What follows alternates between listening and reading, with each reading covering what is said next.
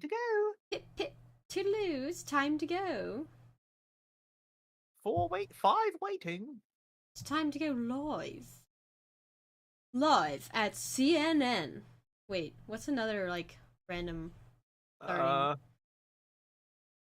Live today on Silly News, we have Esty and Silly covering episode 5, Blisters and Bedrock of Arcane Season 2. Strap in, cause it's gonna be a wild one. Woo! Hi Jamie, you are first.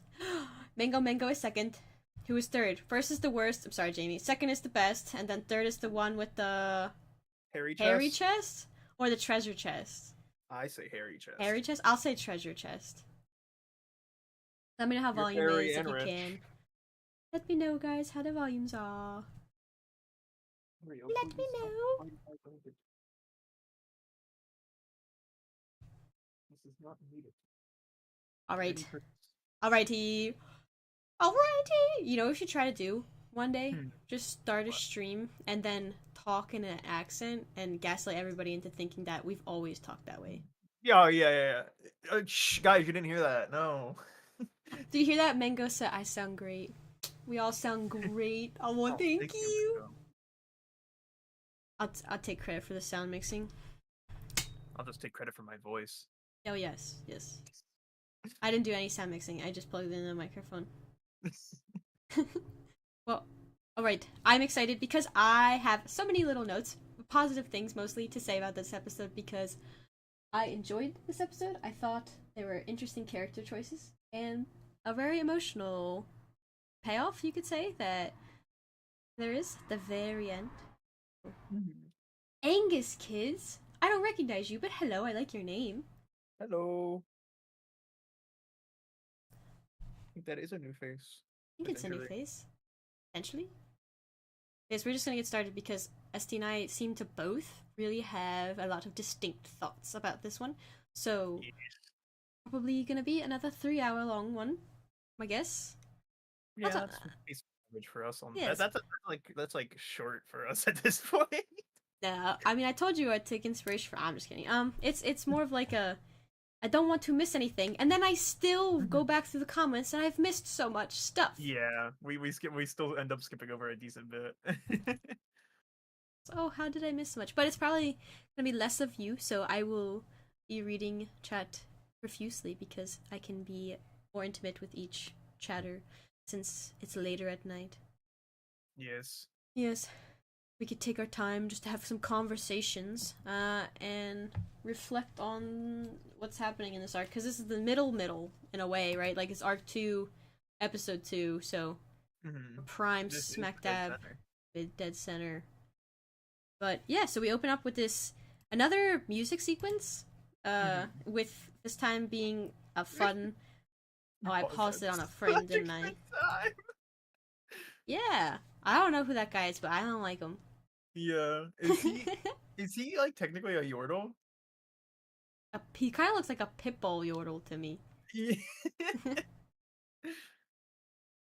he's no.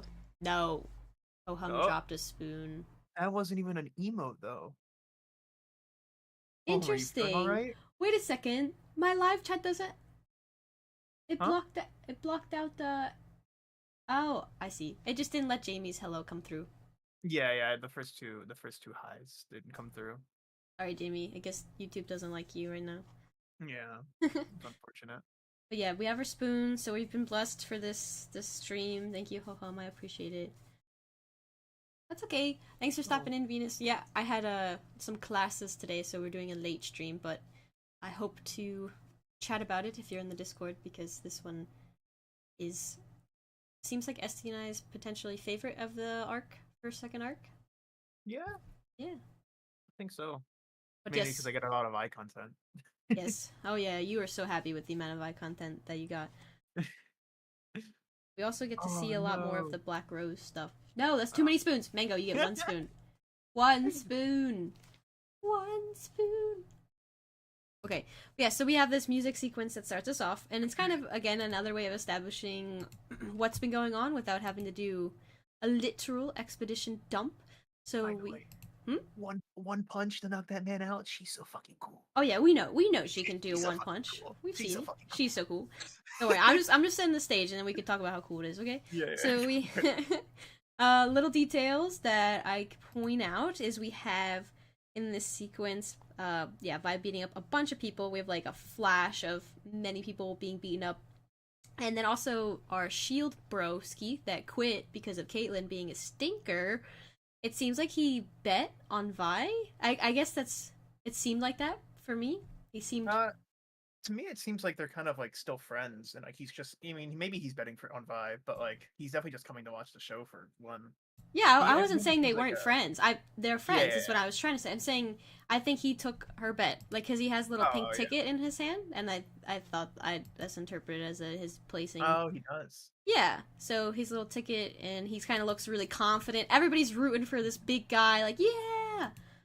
And then, you know, we see very quickly that Vi is quite the regular here. She is established to be very good. Like people are struggling to beat her. She goes through fight after fight of being the top dog. We get to see that she's got mommy muscles. Look at that. Yeah, she does. Yeah, get a good lighting shot. Cool tattoos and weird emo phase. You know, definitely made some of the lesbians in the viewership were struggling. I think for sure. Just a little bit. That's from what I've heard. From what I've heard, okay. Yeah, I mean, call me a lesbian. Call me a lesbian. Okay. Well, I know if Kaylin saw her, she'd probably be like, "Take me back. I'm so sorry." And me, I mean, yeah. But yes, folded completely. Just go cupcake. But yeah. We get this music sequence. It's fun. We've got like a screaming metal vibe. It's good. It's upbeat. It's fast. We kind of see throughout this music sequence as well that she is still very much struggling. We specifically see that she's struggling with alcohol, and we also see that she's struggling still to kind of let people in or accept help. Like we see, I think at some point she's going up steps, and someone's offering to like help her go up the steps. Oh yeah, that is a Vi card. So they just held up in the air their tickets. Yeah, so you were completely right about that. I didn't even notice. I didn't even catch that because everybody else had yellow tickets for the other guy. But now she's starting to win everybody over. Yeah. So I assume that was like probably her first fight. Now she's a regular. Oh my god! Oh my god, that's Jinx's hand! Where? That's a blue thumb and like her glove. Look at that! No, is that just coincidence? Or do you think she was coming to see her? That might not be coincidence. That might actually be Jinx. I mean, we definitely know that she was starting to hang out there. Yeah. Oh my gosh, wow. That's so fast. Yeah, that's crazy. Damn. That's a good catch. Damn. Hello, Ketra. Nice to see you. Thank you, Mango, for confirming that's Jinx. Wow. I did. Okay. Like fifth. That's so cool. Little rewatch and missed it every time, but that's so fast. Yeah, and it's just the thumb painted blue that you'd have to catch that from. And the fingernail length, which is like the Jinx fingernail length. The Jinx fingernail length? You know the exact centimeter? Well, no, but you know how like you have different shaped fingernails? Her fingernail was in the shape of the Jinx fingernail shape. You could have like, I don't know, if anybody gets their nails done, can you tell me what kind of nails you can have? Like you could have like I think there's like French tip, and then there's a flat one, and then there's an ovaler one, and the Jinx has the Jinx one. You can tell Silly gets her nails done quite often. Yes, all of the time. I did one time when I was younger, and then I couldn't play the guitar, so I got really frustrated, and I've never gotten them back since. So, alright. Yeah, so we get that. We also see that she's still refusing help. She's befriending the shield man, and she's definitely in a deep dark place. She gets triggered by seeing like the symbolic or the symbols of the Kieramans. She like kind of sees Caitlyn's face in and out of the curtains. But yeah, she's just sleeping, drinking, throwing up, fighting. Something about that little flash in particular, like going through her bedroom a bunch. Every time the scene flashes, you notice more and more bottles piling up. Yeah, in the back and on the floor. Yeah, which just tells me, like, I mean, obviously she's just deep into alcoholism, but she's also just deep into depression. Like, she hasn't cleaned anything. Like, she just gets up, drinks, goes, fights, comes home, drinks, sleeps. Yeah. That's just her daily method of every single day. Yep. She's not doing too good, it seems. She's also... dark place. Yeah, I mean, we see that imagery-wise, she's in all black. And she's got the jacket, by the way, of, like, the double dog head, but I'm like, that's kind of like the Singes. Oh my gosh, saying singe with an S at the end is impossible. Singes. Singes. Oh, wait. Keep trying. So if I say, like, sillies, okay, that makes sense. Well, that's silly's stream. But what if we do, like, singes? Singes. Oh, really? Is it that simple? I think it's just singes. Oh. Okay. Moving on. So, yes, singes dogs. Uh-huh. Okay. It's been a long day. Moving on. Long day. Yes, her hair looks cool. I was curious if we could talk briefly. I actually wasn't able to... Oh, apparently there's markings on her wall as the sequence goes on as well. People are theorizing it could be something to count the days in prison. Interesting. Oh, I see them here. I see them, yeah, the little X's. Maybe that's how many fights she's won. Yeah. Oh, she definitely took the jacket, ho-hum. Like, good point. I don't know if any of the jackets she's ever had have been, like, her own except in the beginning. But what was I in the middle saying? Yes. There's one thing, chat, that I couldn't quite figure out the meaning of throughout this sequence. Like, literally only one thing. And that was the consistent imagery of that coin, of, like, the gold coins. I was just curious what they were trying to tell us with that. I don't know. SD, have any clues? I mean, more or less to me. Yeah, I don't quite understand. Like, I didn't look too deep into it, I guess. But I more or less just saw it as just them betting and her earning more and more money. Oh, she's getting some money, but doesn't. Okay. Yeah. But she just spends it straight on alcohol anyway, so, like, you know. Gotcha. Okay. I mean, I'm sure there's probably a deeper meaning. No, I wasn't necessarily looking for a deeper meaning. I was just curious if they're just trying to tell it what they're trying to tell us, and that's you think that means like she's getting money. Potentially, I think so. I mean, we know that what's his name is like Shield Guy is betting on her and winning over and over and over again. Okay, cool. Gotcha. Roger that. So that's kind of our introduction to how Vi's doing, and it ends with her, thinking she's seeing Caitlyn, getting mad, punching the mirror, but then we see her. Oh my gosh! When she punches this guy, I laughed it quite hard. Getting in, him flipping him off. But yeah, then she is at this point where she's laying on the ground and she sees Jinx, and I was curious. Like, we see flashes of Jinx in the crowd, and then at the very final bit, we see that she's she probably didn't think she was actually seeing her at first, right? Well, hold on. I actually want to talk about a few things first. Sure.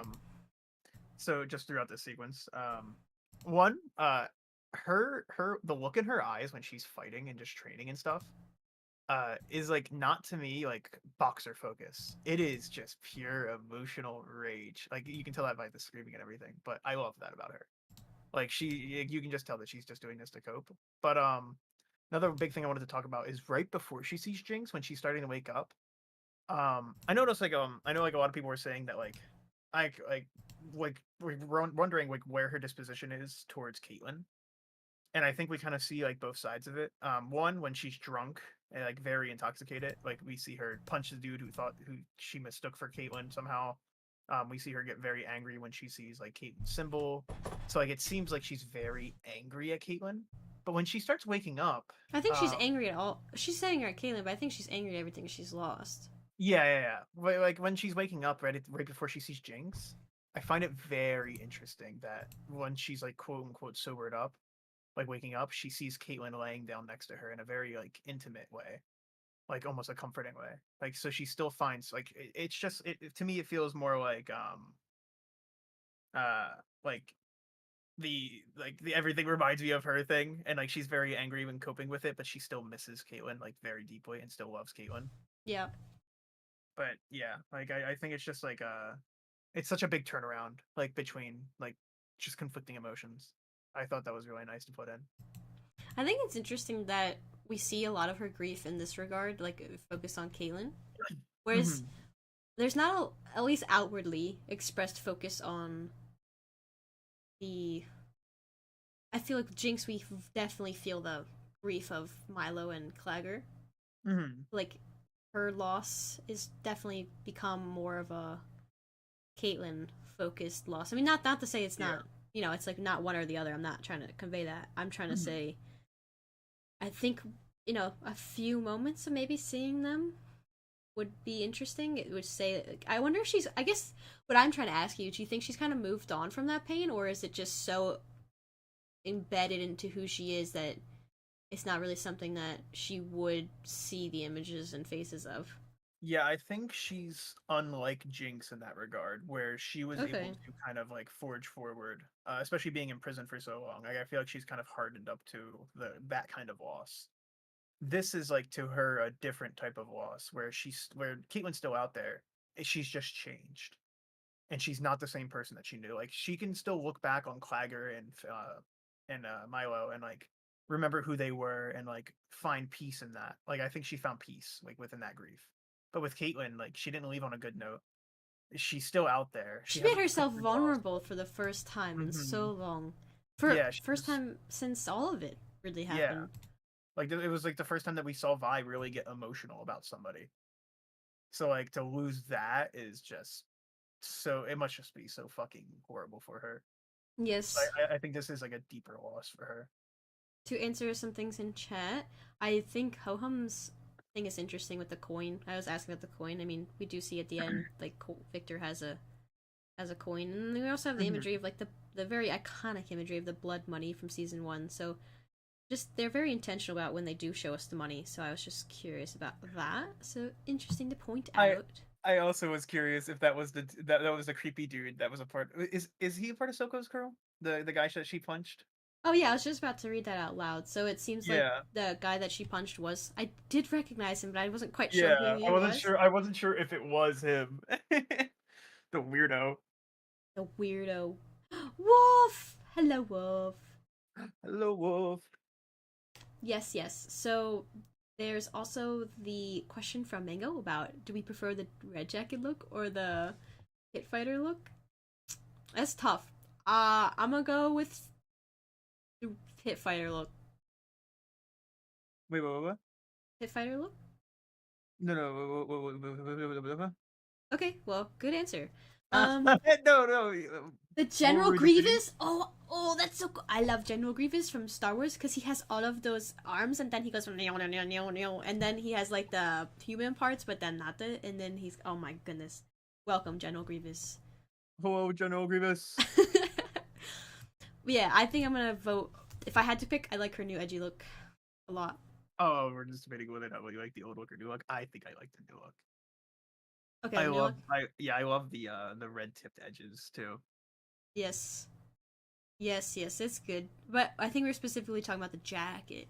The Oh, the jacket. The jacket. Oh yeah, jacket. I love her whole fit now. Her whole Also, fit is very like badass yeah, compared to the scruffled one that she stole off the first dude that she saw. she definitely stole a jacket from someone, for sure. Oh, for For sure. sure. But it may not be the first person that you saw. You know. No, she was like, that jacket's mine. It looks cool. Yeah. Okay, so that's our entrance. Entrance? What is entrance? I gotta start writing down these words that I make up. I gotta have a whole like silly Mhm. vocabulary and just use only that one day. Joke of all Yeah, butts. just do Hello, welcome. We got Arcane got booed. Interesting. Okay, Whoa! we're just talking about it. We just started though, so we gotta get into the meat of it. Yes, so basically she's been having like these little flashes of Jinx throughout the sequence, and we kind of, I think, as the audience can pick up that it's probably actually Jinx coming to see her. But it can kind of also be like Vi just imagining this too? Is she imagining Jinx? But in hindsight, I think it is not her imagining Jinx. It is her grief, and her flashing images is focused on Caitlyn, and that's her Mhm. grief, and then like Jinx is just actually there. It's Yeah. Eric. Hello, Eric. Hello, Eric. But yes, that's basically that. Then we have the moment that and originally for me held a bit more contention. And I well, first of all, I just really like her drawing Jinx backwards oh because she's yeah, stupid. She doesn't understand that it's in a mirror. I found Wait, that very funny. what do you mean? When she turns around, Jinx is spelled backwards on her cheek because she drew it forward facing in the mirror. Yeah, yeah. Yeah, no, I just found it cute. It was funny. Aw. Yeah, and imitating her sister too, like that. You know, Yeah. kind of picking on her sister a little bit. So this moment right here held a bit of contention for me when I saw it initially, and I think I've been talked down in a weird way. So I wasn't initially understanding why Vi would let Jinx go, and then like the whole, they kind of go on a journey together. They start to become quite close after this, yeah. So Hmm. it was a moment where I was like, really, would she forgive her this quick? Would she kind of move on and not kill her? But I rewatched it and thought it over, and it seems like Vi really does choke her good. Hmm. Like choke She does. her really good. Jinx is struggling significantly to breathe. Hmm. She is even holding herself, like her throat and catching her breath after. She kind of looks a little scared, like, Yes, she which is looks not normal for genuinely actually Jinx. scared. Yeah. So I I mean, I didn't have that same um like anger towards it or like displeasure with it. I think this is very in character for both of them. Um, Especially after learning that Vander's back, even if she was fucking with her, like Jinx was fucking with Vi. Like it's still like gives her a good reason to. But I think it adds to my theory that from the first arc that Vi didn't really want to kill Jinx. Like at no point did but she like Vi does wind up her gauntlet in episode 3 to kill Jinx. She would have landed a fatal blow on her if it was not for that child. So that I doesn't really. actually hold true. But can we say that? Can we say that she would have swung? She did. She winded it back and She only winded stopped. it back, No, but did look, she swing? But she there's a didn't moment where swing. she's holding Jinx. If we need to go Yeah, I there, know, we'll I go know, there. I know, I know exactly what you're talking Okay, about. she's I'm just holding saying. I'm just Jinx. saying. She looks In at my her mind. in like a sad way for a second, and then makes up her mind like a last final inhaled breath to wind up and like take that power gauntlet and kill her. But it's interrupted by that kid. So I do think she had her mind made up and would have killed her if it wasn't for that interruptive moment. But But also, just okay. Let's say yes, maybe she would have, right? yeah, Let's go with that like thought, and okay. then even still, one right after that, she saw Isha come down, which gave her like that sense of maybe powder's still in there, right? That automatically changed her You mind. think that gave her a sense that powder's still in there? I think she saw the relationship that she had with Isha, and maybe she saw herself in Jinx for that moment. She saw vulnerability in Jinx. She saw that she wasn't just a monster, and Okay. I think that's how she coped with like killing her, like wanting to like even like going to try to kill her was that Jinx is a monster. Jinx is gone. There's nothing left of like, there's nothing left of the person I knew. There's my sister's not in there. But then she saw her having a real relationship with a child, a child who was willing to throw herself and like protect her, and she went, "Oh my god, what happened? Like, who is this kid? And like, like, how has she changed, Jinx? Like, or like, how has Jinx changed? Like, because Okay, if what Jinx can take care of a child, I'll give you that just for now, whatever, for the sake of argument. But how does that apply here? okay, well, it's been 6 months, right? Like Six four to months that six or she's something? sure, yeah, yeah. Well, let's go 4 to 6 months, and she's been away from Caitlyn. Caitlyn was the main influence of her wanting to go after Jinx at all. I think without Caitlyn being there, she would have never gone after Jinx the way that she did, and she would have never tried to kill her. I think she was doing that for Caitlyn. I 100% think that. Um, so her being without Caitlyn, her seeing that in Jinx and maybe seeing a little bit of powder left, I just don't think she would have ever killed her sister here. This is her sister again, or not again, but like it still is her sister. Like Interesting.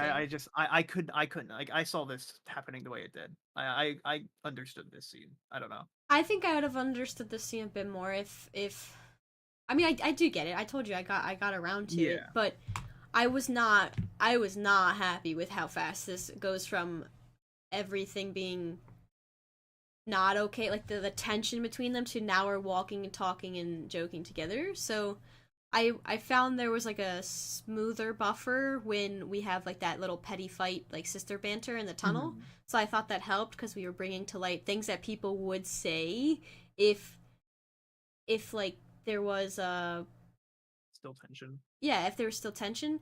I think there like the level of which she chokes her makes me happy. And that sounds Makes me listen, happy. I don't mean it like that.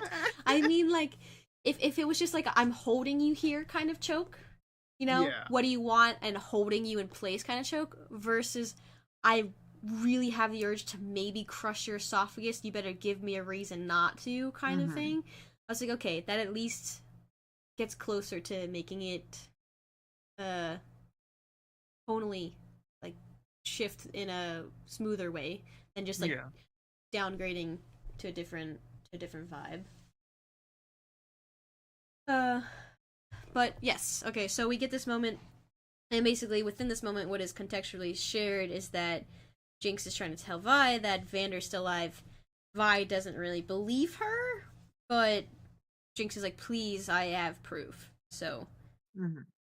I don't think I'm Kind of missing anything else there, begrudgingly accepts. but The only thing I found it interesting, like I literally just wrote down like Jinx' little shimmer tear is interesting, but that's it. Like it's just interesting. That's all I yeah, wrote. she's like sweating too. Like she gets to a point where Yeah, she's like, I'm genuinely a bit terrified. stressed here.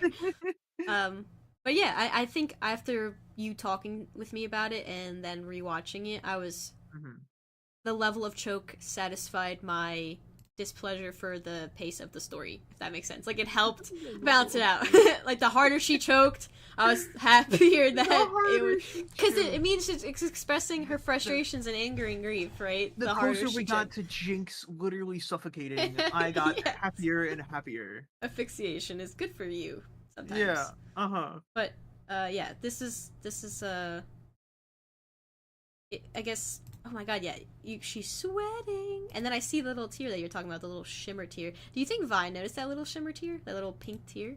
I think so. I think that's maybe what really turned her, because she saw a tear. Like she saw genuine, like, sadness, like genuine care in her eye. I mean, and they do have dialogue later on about how Vi is half convinced, but also half convinced it could be, A a lie. delusion of hers. Yeah. So yeah, that's that scene. We have them interact, and she somehow convinces him that he is alive, even though, from her point of view, that man was pretty fucking dead. That man was more than dead. Yeah, actually, I really don't know how she even slightly believed that, because like this is one of those scenes where you see his corpse. That's true, but I think it's one of those if optimistic kind, like the Yeah, hope yeah. that lives deep within inside you. Because here, let me share something that would definitely, I think, support the idea. Even if Vi physically saw the dead body the way she did, like Mhm. crying over it and everything. It's sad, but I'm okay, chat. Don't worry. I had kitty cat for 22 years. Loved him. His name was Little Tykes, and he was an ancient wise kitty cat. And as kitty cats get older, you have to have that sad moment where you realize they're suffering, and you gotta do the right thing and do good by them. So we had a specialist come to our home and put my kitty cat down. And this was not long ago. I was definitely old enough to understand what was happening, but still, after my cat had been, let's just say, passed away for 30 or so seconds, um, my cat, I guess because of like the way biology works, twitched. Just like Mhm. sometimes when you're in the process of dying, a body can twitch. And the delusional grieving sense in me that was in an instrumental amount of pain in that moment sincerely thought that my cat was back alive for like a few seconds. Do you know what I mean? And I said, I was Yeah. like, Tykes? Like, and I think when you are in a grieving place, you could totally have that illogical sense of hope creep in a way that it doesn't really make sense. So even if I was like, yeah, that person's dead, I could see part of her being baby, just baby. Yeah. It's like she wants to believe it more Yeah. deeply than anything else. So yeah, and then we get our intro sequence with the Arcane characters, which we already talked about, so we skip it over. And then we kind of have an answer to a question I had. I don't know if it answers it entirely, but Yeah, yeah, I said the same thing. it helps. We see that Ambessa's face mask was slashed by Warwick, so that kind of gives a Yeah, little bit of and the scratches are so deep that explanation. it even goes like a little bit on her face. Like you can see a couple scratches on her face. Yeah, So a I'm couple. yeah, I'm assuming that maybe he just hit her in the face like super hard, it cut through her mask, and then she got knocked out, kind of thing. And then he just ran past because he didn't kill everybody. He just killed the people that were strictly in his way. Well, she was directly in that in Yeah, that I know, man's but like way. once she's out of the way and knocked out, I don't think he's spending time to devour her, kind of thing. Mm. So I guess it makes a little bit of sense.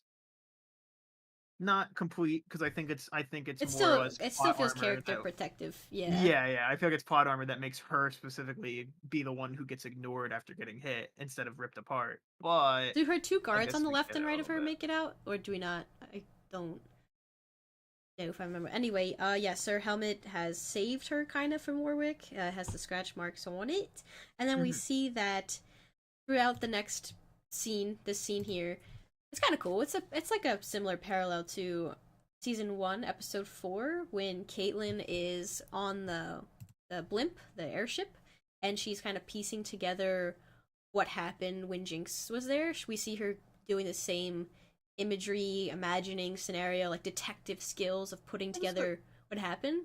I must say, Caitlyn is fucking Batman. Because how the hell did she piece this together so quickly with all this blood all around? She found the tiniest blood trail and followed it to Singe and was like, "Yep, it was you, you bastard."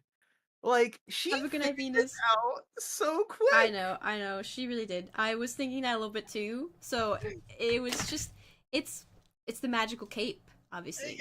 Yeah, like she actually just became Batman for this scene. I promise you. There's no way. Okay, well let's just pretend. Okay, okay, wipe your mind of knowing that we know what happened. Okay, Yeah. we get off at the prison and we see dead bodies and like claw marks everywhere, and Ambessa saw it, so Ambessa can describe it to Yeah. her. Yeah. So we get that, maybe that's implied, and then we see the blood trail and then the body parts. I guess it's not too outlandish. No, but okay, okay. I don't have an issue with her figuring out that it was a giant wolf or anything. The only thing I have an issue with is that she followed the tiniest blood trail straight to Singed and was like, "It was you. You brought that monster here.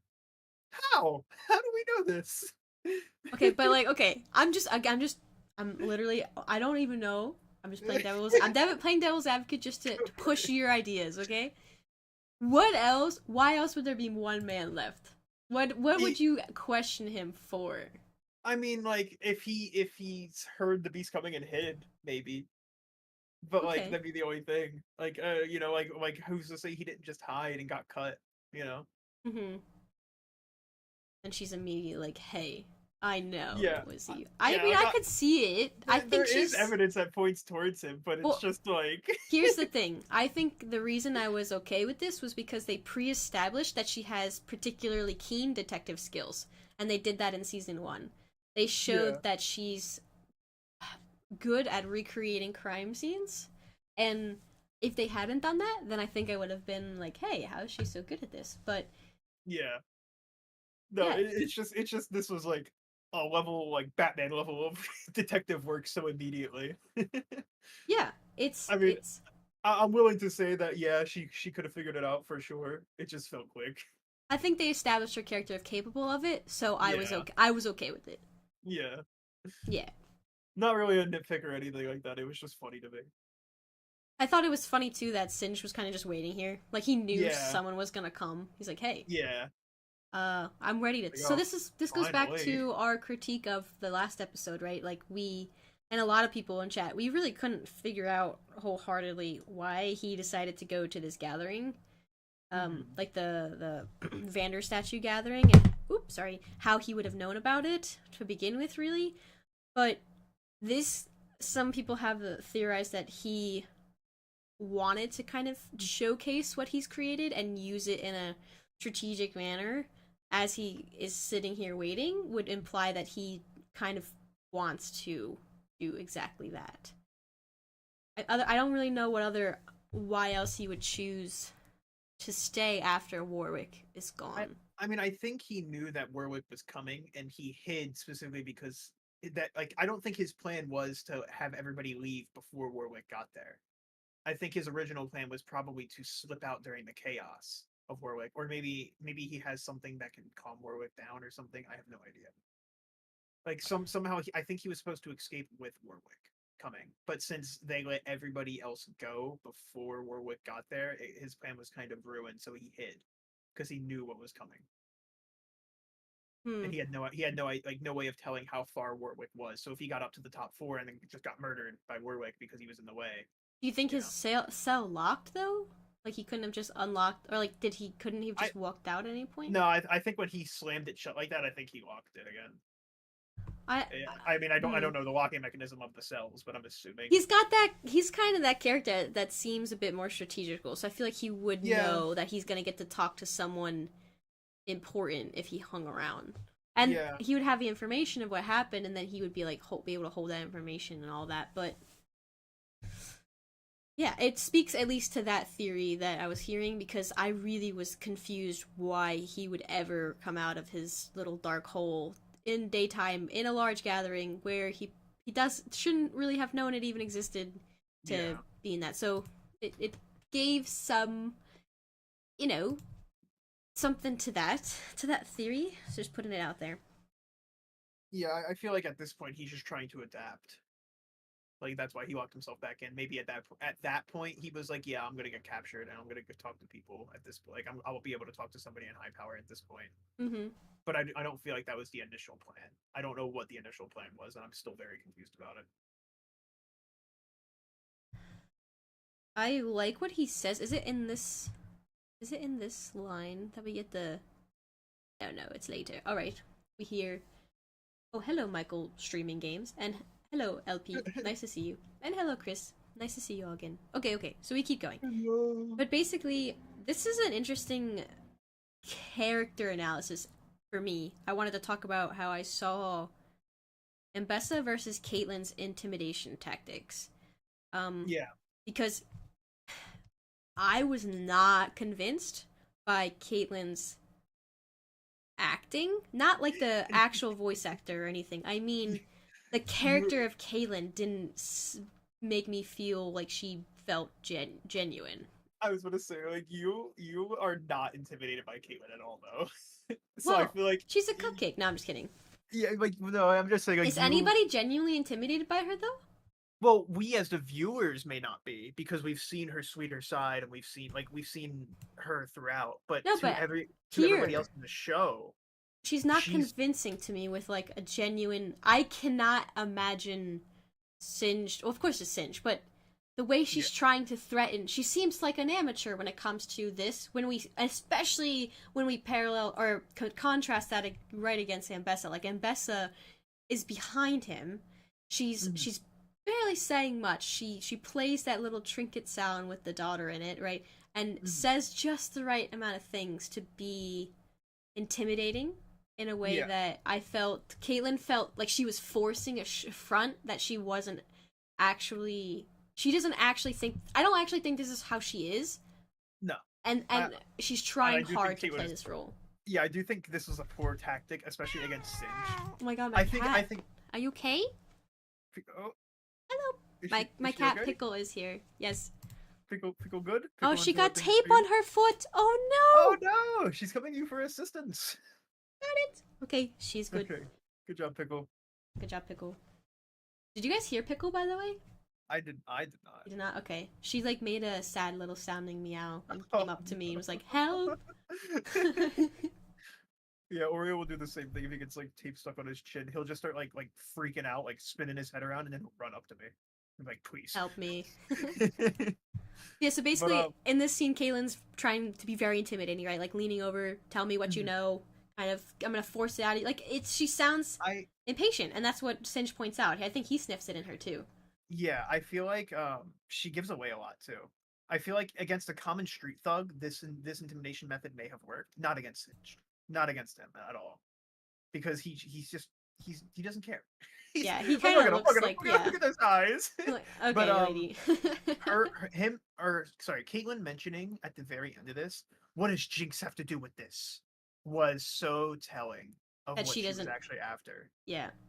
Like it told Singe everything that he needed to know, Yeah, and you're not supposed to lay he's your able to hatch cards out like that for the it. person you're Yeah, investigating right away. he's able to just hatch a plan at that point. He's able to manipulate the hell out of her just through that alone.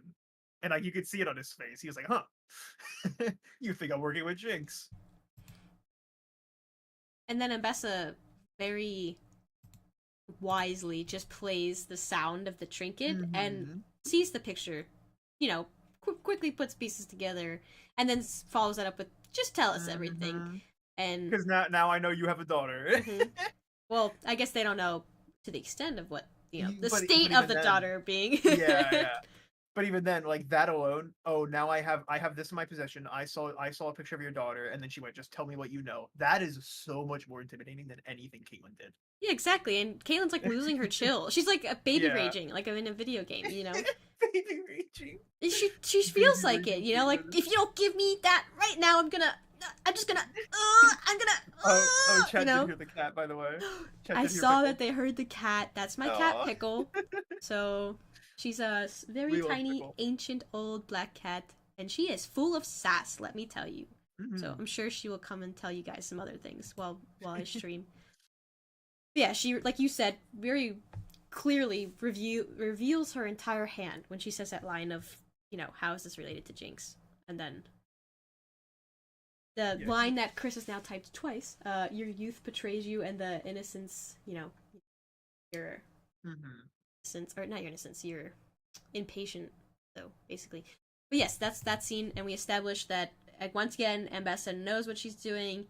Caitlyn's kind of trying to be someone she's not, and not being very successful at it, and getting frustrated. Yeah.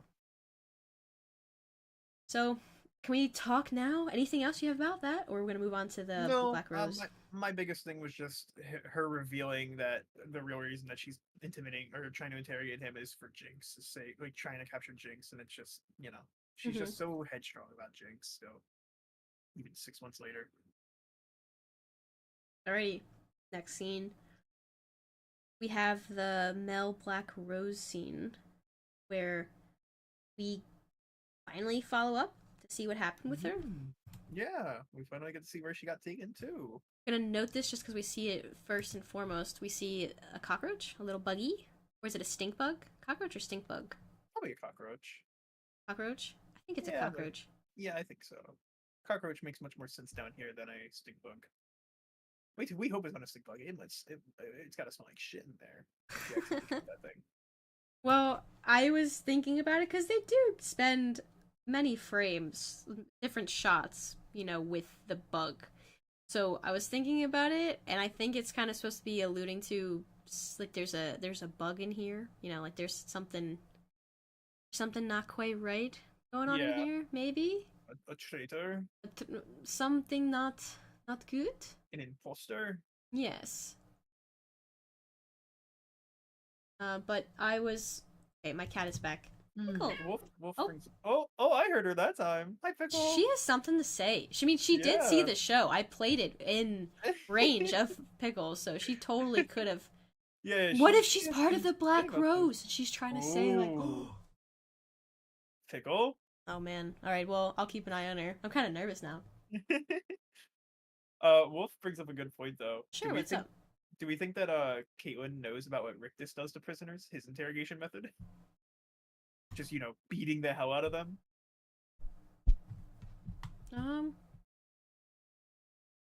Sorry, I'm lost. Last episode with that Yes, blue-haired dude, how Rictus, Ambessa's right-hand man, just beats the hell out of him. Yeah. Wolf was saying that. Do we think Caitlyn knows about that? Like how they got that information, like how Ambessa really handles interrogation, because it's way different than how she handles interrogation, for example. I don't know. I'm curious if she does know if how that affects her thoughts about Ambessa, or like even if she doesn't know, if she did know, how would that affect her thoughts about Ambessa? I think It's a difficult thing to balance because there's a lot of little things. If you're like, if this character knew this, how would that impact? And so I think there has to be a lot of kind of assumptions of what kind of conversations have been going on behind the scenes. I mean, you kind of have to assume, right, that there has to have been conversations of some kind going on between characters behind Yeah. the scenes, hopefully. Question mark? But I don't know. Good question. Yeah. It's So just something to think about. something But to think about. Something to think about. Okay, let's go. Next scene. We have the black rose. We have the ceiling that looks like rose petals, and then we also have the little cockroach, which for me, the only thing I can really see that as is like maybe it could be something more in the future. I don't know. Maybe it'll help, but become a stink ball. I'm not sure. But yeah, we see that these chains in this red place. I like how they make the magic, like how they format the idea of this witchy magic. I liked the literal conception of it because they could have gone a lot of different ways with it. And then the little chains have thorns like roses, which is nice. It also looks quite scary to be wrapped in. Yeah, I'm gonna say I would not call them nice, but I understand what you're saying. Yeah, I wouldn't say nice in like the comfy Terrifying. way. I'd say like nice in a it successfully makes me scared kind of way. Yeah, yeah. Yeah. Then we also see pretty quickly that Aurora.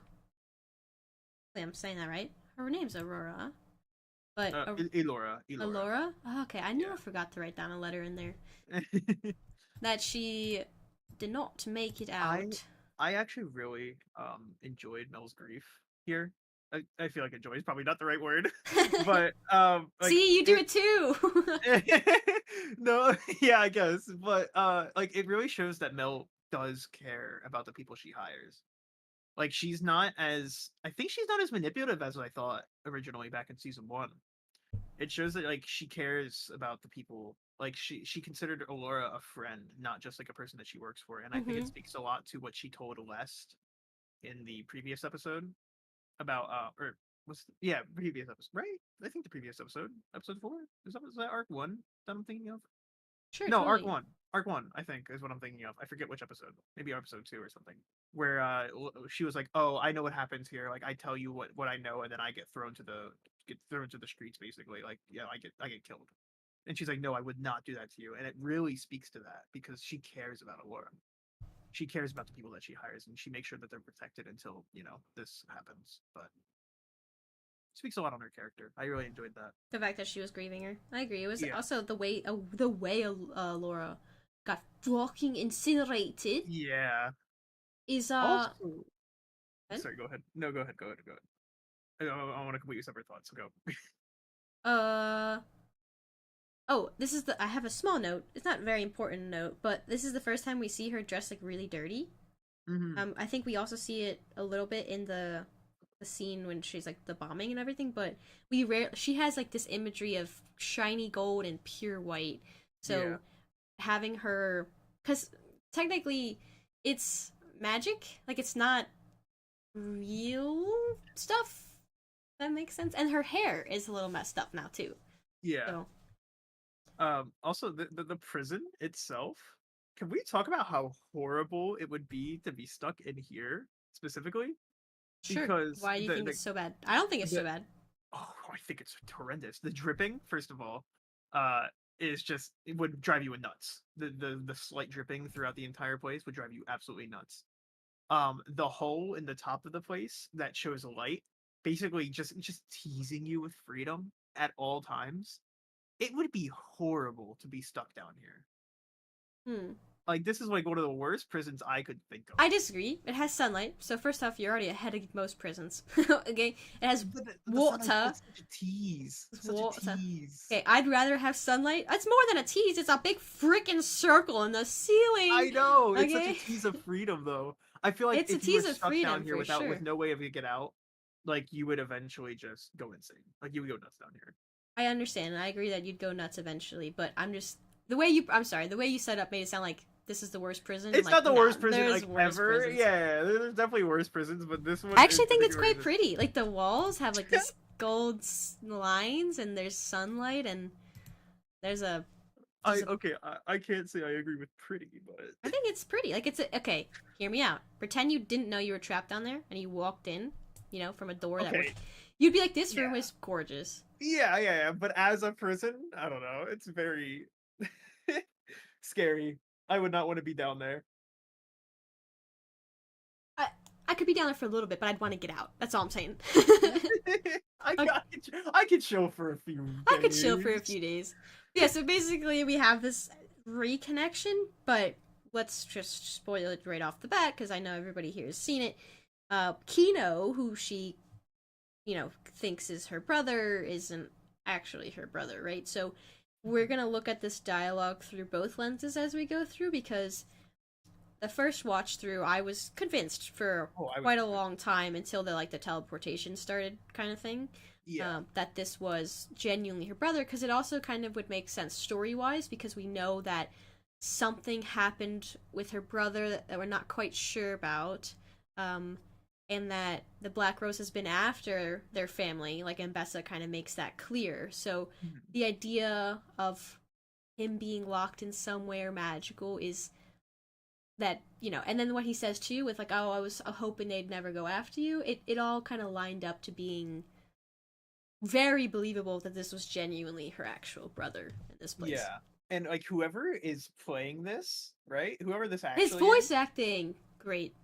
Oh no, I was gonna say whoever's like playing at like whoever is quote unquote like Oh, the person deceiving themselves as Kino, like making themselves into Kino. Oh my god, they're so fucking good at it. The little things that he says that would hint at him being Kino. The way that he acts as if he doesn't know that Mel's down here until she actually reveals yep. herself. The way that he acts is so convincing. Like is so convincing. I did not for a second believe that this was anybody other than Kino. Like he doesn't play it like he's trying to deceive her. He plays it like he's genuinely surprised that Mel's down here and that they got her too. I I also love the emotion. I guess the eyes and the emotion. Like you're right. It's convincing. His body acting. He's genuinely always convinced. I think Mel was convinced for a while too. I just Yeah. wonder if that inside family joke was the only thing I was curious about. How would they know that? That's all. So Yeah. That's it the thing. Like, how do they know? it would have to be maybe access to her psyche because it's Mm, magic, it's wizardry magic. So I don't, you can get away with a bit more potentially in regards yeah. to not having to Well, explain a lot. I mean, you could just know that like they've always had eyes on her on the family, like on Bessa's family, so they could just know that, like just through Hmm. intel. Like they could just know like what they would say. Um Also, Wolf brings up a point that I was going to bring up as well. Okay. Do we think when When does this happen? when If there's a 4 to 6 month flashback or a time skip, right? When does this happen? Because she obviously has not been down here long. We have not seen her like in the prison for months and months. This happens like we can assume that everything that we see with her happens like almost immediately. Like she comes down here, she sees her brother, uh reconnects with him, and then as they're talking that same day, she figures out the whole thing on the wall and everything like that, and like gets like caught again, well, and they like do gets say put that back whole into line of Narcos. like they have a way of scrambling with your head. I don't know if in a place like this that's not real, it seems like would be Hmm. a place with time in the same way, like day and night, Yeah, all of that. I don't know. I'm just wondering how her time frame worked. Like how long she was down here suffering Yeah, or lost. how long she was down here, how long she spent inside of the magic, I guess you can call it, inside that like little like Hmm. dimension void thing. Hmm. Like how long, like her time frame makes zero sense compared to everybody else's. Well, we also at up to this point, there's a lot of stuff going on in Piltover on, a lot of things, and she's kind of been removed off the major playing board. You know what I Mhm. mean? Like Taken she's away. not sidelined, but she's going through her own shit at the She, moment. she she got yoinked out to a separate part of it Yeah, because this is Black Rose interference, so which they it'll do be kind of have interesting. their own rules Yeah, against, but I don't think we get much of her at all last Mhm. episode. Did we even get Mhm. her at all last episode? No, I don't think so. I think this is quite literally like the next scene that we have with her, or like the scene where she gets taken away again, is the last scene that we see with her for this arc. So I wonder how they're gonna try to tie it back in. Like, I wonder if she's gonna have any kind of play in the way things end up with the last yeah, three. Because this is the crazy she part. has to. We only have 3 episodes left, so Yeah, like how is she gonna figure out? Because she hasn't also been in communication. She's gonna have to touch base with a lot of people, and it's gonna be mhm. tricky. But And I'm just curious, like mainly curious if she's going to be like 6 months. I've only been gone for a few days, kind of thing. Like I wonder if that's how she's perceiving it. all right, so we're gonna move on to the next scene because Yep. I this scene is is it fair to call it the tunnel scene? Yeah. The tunnel light scene with the Brimstone goo. and brimstone. They take a second to ponder the mural of Jinx on the wall, and Yeah. I was curious if this was important for Vi to see because maybe it's if she's been busy fighting for a while, maybe I she's don't not really say. aware of how much of Yeah. a hero she's painted to be by the Undercity. Yeah, that's exactly what I said. Like I wrote down in my notes. Like Vi has just been drinking, fighting. Like she probably doesn't even remember the last 6 months at all. Like if like very hardly. So she doesn't know that the people really respect Jinx this way. So her seeing this is probably like a That big must like be wow. infuriating from her POV, kind of though. Really? You think it's infuriating? Oh my gosh, I would say slightly. As an older sister who did everything in her power always and sacrificed all of the stuff she felt and hid that under to take care of others, and then like just always did the best she could, and then having Jinx, who kind of in her perception was a large factor as to why everything went to shit, and she became the symbol. I could definitely see a conflicting emotion in her being like, for real. Oh, I actually didn't get that at all. I thought she would be more weirdly enough, not proud, I wouldn't say, but like this would definitely give her like a tone shift of wow, maybe I don't know who Jinx is. Yeah, I saw that. That's what I got to. Yeah, Wow, maybe I don't know who Jinx is, but yeah, maybe I'm just it's too fast. yeah. That's all. I don't think No, no, I could see how you could get that emotion out of it for sure. I just didn't think of it. it's like as a big sis, always doing that stuff, and then Jinx ended up, especially with all the shit Jinx did, just like what? Really? Are we serious? But yeah. Okay, so we go into the tunnel, and we have this potentially someone's got to make a Oh, horror game about this, by the way, because it'd be so cool to have the only way you can see is if you had to clap, yeah, make but like that would make noise. sound, and then There is a game like that. is there? Yeah, it's about echolocation rather than this. But yeah, you have to use your real mic to make noise, and then you can kind of see outlines all around. Oh, that's cool. Is it a horror game Yes, yeah, yeah, it's a though? horror game.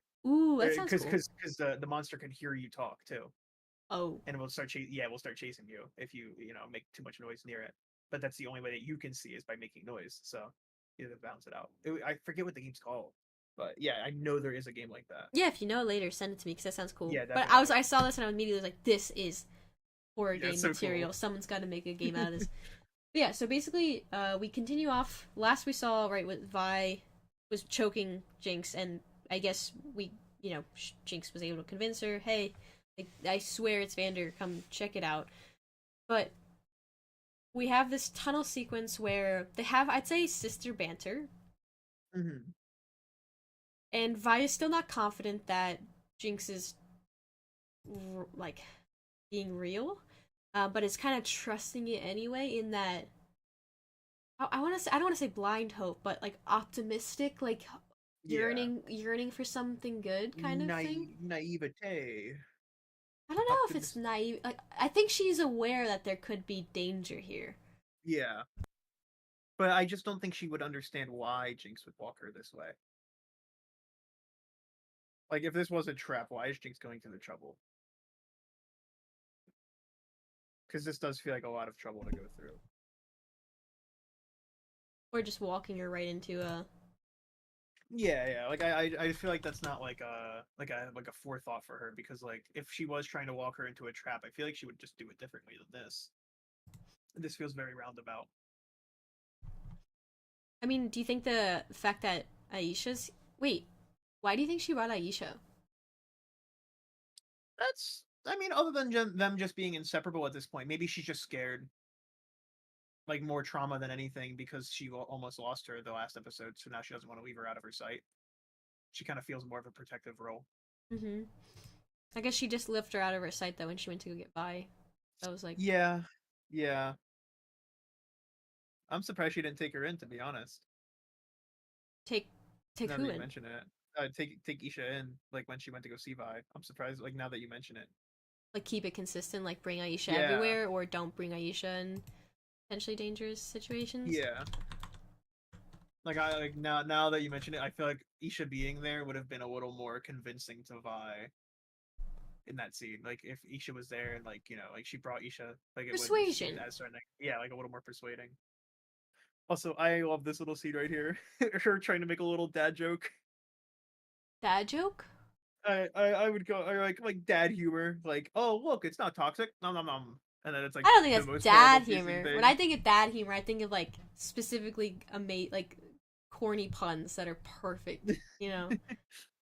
But yeah, I don't know. I think if you like that little line, that's cool.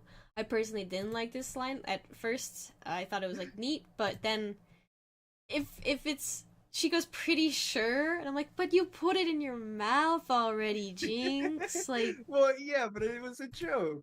I don't know if she was trying to joke though. I think it's a joke for the audience. I don't think it's a joke for her. I don't know. When Isha doesn't laugh, she kind of just shrugs like whatever. She doesn't get it. I don't know. I found this very funny. I found this cute. I think it's funny for the audience. I don't know if it's supposed to be a Cool. joke for Aisha. Not even toxic. You don't think so? Hmm. Why else would she eat it? Pretty sure. I mean, I don't know. I don't. I took it. I took the delivery as a genuine. It's not toxic. Look how cool. And then she's like, oh shit. Actually, maybe I don't know. Pretty sure. I don't know. I saw that as like like not sarcastic, but I guess a joking like oh pretty sure. I don't know. I thought she was just trying to get her to laugh. Maybe. I guess for me it didn't deliver in that way. I was like, well then why did you put it in your mouth? Sorry. She's also just nuts, so. Well, she's been proven to be significantly less nuts, you know? Yeah, So it's but like she's still silly. no, dude, whoa. You cannot just go Whoa, throwing that word whoa. around. My bad. It's like me saying you like, oh, that's just her being like SD. Like you can't. No. Whoa. I don't know if SD has multifaceted Not allowed. uses. Not allowed. But also, like, why would you? That's like, it totally looks toxic. Is the funny part. That moment for me. Sure. That moment for me did not land. I was like, that's a little bit silly, Jinx. But cool little blue balls of not magical, I guess, like, it kind of reminds me of those mushroom algae, or the algae you see on the ocean sometimes. Glows. But it glows when you make a sound. And basically we get some dialogue and banter back and forth, which I wanted to highlight some of it real quick because it can help with that gap between them trying to talk again. Mm-hmm. So Vi's asking, why would Vander be all the way down here? Jinx is like, I'm not sure, it beats me. You can ask him yourself. And then when they keep walking, it diverges into two, by the way, and I thought for a second they were gonna do the trope of like, which way do you need to go? But it's it was not that. It was just It was just a diverging path. It was just a diverging path. But then they have this little before that they have this little banter and little quick fight where they're silly with each other, like in the way sisters would be, which felt like we haven't. This is kind of their first time as actual sisters, like fully grown older sisters, just having and a I bicker. won't lie, Jinx fried her. You think Jinx fried her? I mean, she had help from Aisha. No, not in the fight. I'm talking about the verbally. The verbiage. Fried her. She had a comeback to everything. Yeah. So I'll highlight them for you. Vi's like, when will you admit that this is just one of your fantasies, Or do you not want that kid to know how delusional you are, right? So burn, ooh, it's, ouch. But then, you know, Jinx is genuinely responding. She wasn't always like this. She actually used to be pretty cool before I kicked her butt, and like kind of like playing around like a big sister too to Aisha, being kind of, you know, cute in a way. And then, you know, Vi's like, see what I mean? Delusional. Which is kind of like an unnecessary jab from Vi. But, you know, Vi's, you know, a little sassy at the moment. Then it was, her response was quite the comeback, but needed to be said for the fact that they're interacting with each other, because remember how much pain Jinx felt when she saw the enforcers, like the smog, the gray, come in, and that pain. She had a breakdown. She had a breakdown, almost identical. Like we played the side by side of her screaming as Powder, and then her screaming when that happened, and the damage and betrayal and mistrust that seeing her sister in a enforcer uniform would cause, if that wasn't brought up immediately, would be, well, just catastrophic. Like, that there'd be no way that that wouldn't come up. So it does come up, and she says, wish I was seeing things when you decided to throw in the Pilty goons, throw in with the Pilty goons who murdered mom and dad. And then, which is like a solid thing to kind of solid job! say. But that's kind of what leads me slightly to feeling like it's just too fast, because would Jinx have been over that? No, but like, for real. Maybe you want to say, like, we were focused on Vi being over it, which we had that conversation, but do we think Jinx would be over what the betrayal she felt with Caitlyn and her teaming up, and then Vi being in an enforcer uniform, and then, like, them trying to get her? Like, all of that is a lot, and then to be like, well, Vander's back, that's a really strong motivating force, so it's kind of teetering on that line. And I even wrote down, like, the little scrap they get into afterwards could have very easily turned much more violent. And I'm kind of surprised that it didn't. Like, it didn't, probably because of the kid. Yeah, for sure. But even then, like, even before she hopped in, Vi didn't throw a punch. Vi was just holding her down. Like, Vi didn't actually try to punch her. And she even accidentally hits Isha. So, like, I feel like it could have turned much more violent than it did. Like, that was a very close call, I feel like. I don't know. I was conflicted about this, because, like, the more and more I watched it, I was like, I really want to defend this as, like, a sister rivalry that's really cute, but, like, at the same time, they should be much more angry at each other. I don't know how I'm going to defend this. There's so many things that they haven't gotten a chance to talk to each other about that they are suffering over, like, they're bitter or grieving or hurting on the inside. So I think I totally agree. I think if it weren't for Aisha there, or the way that it went, it could have exploded and should have exploded. I think just seeing the reaction of Aisha getting hurt maybe stopped everything from going down. Yeah, and I think Vi seeing how quickly Jinx pushed Vi off and ran to Isha right after that was like, oh wow, she doesn't care about the fight, she cares about Isha. Because here's what's going on here, right? In this scene, we're doing like bickering the way sisters would, but at the same time, these are genuine things that are undermining each character's conscience. Like, these are things that are eating at them, that are not, you know, joking manners, even though they're saying it with the joking tone. So it may be, they may be looking like they're playing ping pong. That little ping pong is a fucking bomb, okay? And, like, if it's hit the wrong way, they could totally go sideways. Yeah. Also, real quick, her response to the when she says, at least our parents didn't have to see how insane, like, their daughter has become, and then Jinx saying, which one? Jinx. Jinx fried her. But then she says something weird. She's like, wake up, sis, I'm a hero. Yeah. I think she's starting to let that go to her head a little bit. And I'm kind of surprised that it's going to her head a little bit. But maybe it's because of all the people, like, touching her at that one scene. It kind of built her up a little bit. Yeah, I busted half of Zon out of the still water while you were passed out at the bottom of a mug. Now keep it. Ouch! Yeah, like, damn. But just as Wolf points out, I appreciate that, Wolf, because I was trying to articulate it, but Wolf says the main issue with this dialogue is how Vi gets framed as not having good reason to be mad at Jinx, as she does.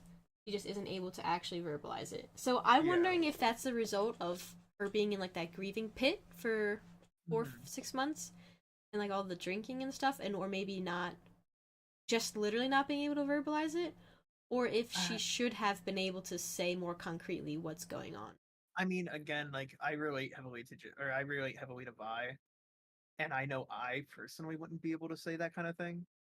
Like just trying to verbalize it. I think I've expressed this with you like a lot, but like I would hate I can say certain things and make people upset and make people angry, right? But once I don't, I feel like I hate to cross a certain line. And me relating to how Vi acts so well, I feel like she's a similar way. Maybe I'm relating her a little bit too much to me, but like Vi just not wanting to cross that line. I feel like, or like she's definitely looking to push it. Like she kind of seems like she wants to fight. She drops her she drops her gloves. You know, she wants to fight, but I feel like she doesn't want to push that line. And if she does push that line, she doesn't want to get shut down. Like she's scared of being shut down because if she brings up the whole thing about her murdering Caitlyn's mother and like things like that, well, you're not even with Caitlyn anymore, so why do you care? Kind of thing. Like immediately gets shut down, or like just doesn't want to bring up that in general. It's just very conflicted for Vi. Oh yeah, I highlighted this. I almost forgot. I know you don't know much about League, but apparently bitch mittens is what they're called in League. So people were really really happy to hear that line. So the overdesigned bitch mittens that you didn't even build yourself. So again, yeah, these are like lines that, like you're going out to kill. You're going for the throat. You're trying to kill. Yeah, Jinx was just coming at her hard. But yeah, so they start fighting, tussling a little bit, and the kid gets involved because she sees that Jinx is, I guess, at risk, or you know what I mean? Like she's just been defensive of Jinx the entire time. Yeah, she's getting attacked there, and especially what Isha saw in episode 3, she sees this as bad. Yes. And also, I was curious if, because, okay, I've seen some dialogue or discourse around the fact that Vi quite violent, like, makes Aisha bleed, because the argument is how Vi has always had this, like, protective sense, and also earlier on makes sure not to hurt Aisha, but hurts Aisha here. So I just wanted to respond to that, because after thinking about it, and also just kind of using instinct, being bitten, or being, which is what Aisha does to Vi here, being like initially hurt, I think it is a reflex to kind of get that thing, whatever is hurting you, even if it's a person, which sounds bad, off of you. I think it takes a tremendous amount of self-control and self-awareness in a flash of a moment like that to not over-exaggerate with a response. You know what I mean? Like, because like that actually hurt, you know, that was actual pain. So she just flicked her arm like as a reflex. I don't think she ever meant to hurt Isha. She did not mean to, like for sure. Because she does give her a good, you know, a good wallop. A good love, yeah. But like, I think that's just. I mean, she's a boxer. She's a. I think that heavily is just a reflex more than anything else. I think it's a reflex, and also, yeah, she was kind of focused on the Jinx, like on the tussle with Jinx, and then she has been fighting. So, but I do see a good point that someone just mentioned in chat, that I think it's SB, that Vi didn't apologize, which is kind of interesting. Even if she didn't mean to, it should be something that would make her like say sorry. Yeah, it would have brought a little more closure to the situation that just happened if she would have apologized, I think. Yeah, and Jinx seems to really have taken on that, I don't want to say motherly role, big sister. Yeah, big sister / motherly role. I would say parental, but not quite like motherly entirely. Just guardian role with Aisha. And yeah, she reminds me more of like a Spencer from iCarly rather than like a mother or father. Yeah, yes. That's video idea. Jinx becomes Spencer from iCarly. Yeah, from Crazy Steve to Spencer. Yes! Canonically?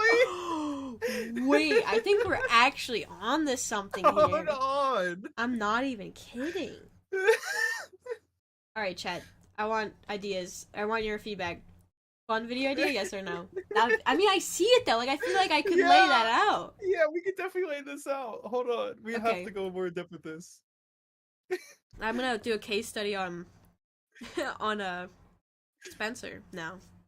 And Crazy Steve. And You gotta Crazy go with Steve. Crazy Steve. Yeah, he went from Crazy Steve to Spencer, and we have Yeah. Jinx to. Okay, alright. To Mother of Isha. But I'm pausing it here because I want to look closely at her facial reaction. Because if she doesn't verbally apologize, maybe we could see remorse in her face. I think you saw remorse almost immediately. When she initially hits her, like you see the guilt in her eyes, like when she immediately hits her and like looks over. I guess so. That's short lived. Yeah. Well, her face softens a little bit. A little bit, but still should be like, damn, I'm this. Yeah. I did not mean to hit you. Yeah, you know. Yeah. And that would probably make her want to drink more. You know. Yeah, send her deeper down the mug. And then we get a really heavy line. Is it fair to say? Fair to say that? As they're walking along, it's okay. I'll remind you. Vi kind of shouts out, "Why did you come get me?" You know, like at this point she's just confused. Yes. You don't actually need my help, and you haven't for a long time. Yeah, and I actually really enjoyed this. Jinx turns around and says, "Last time Vander needed us, we tried it alone, and nothing was ever same. So maybe this is like a do-over.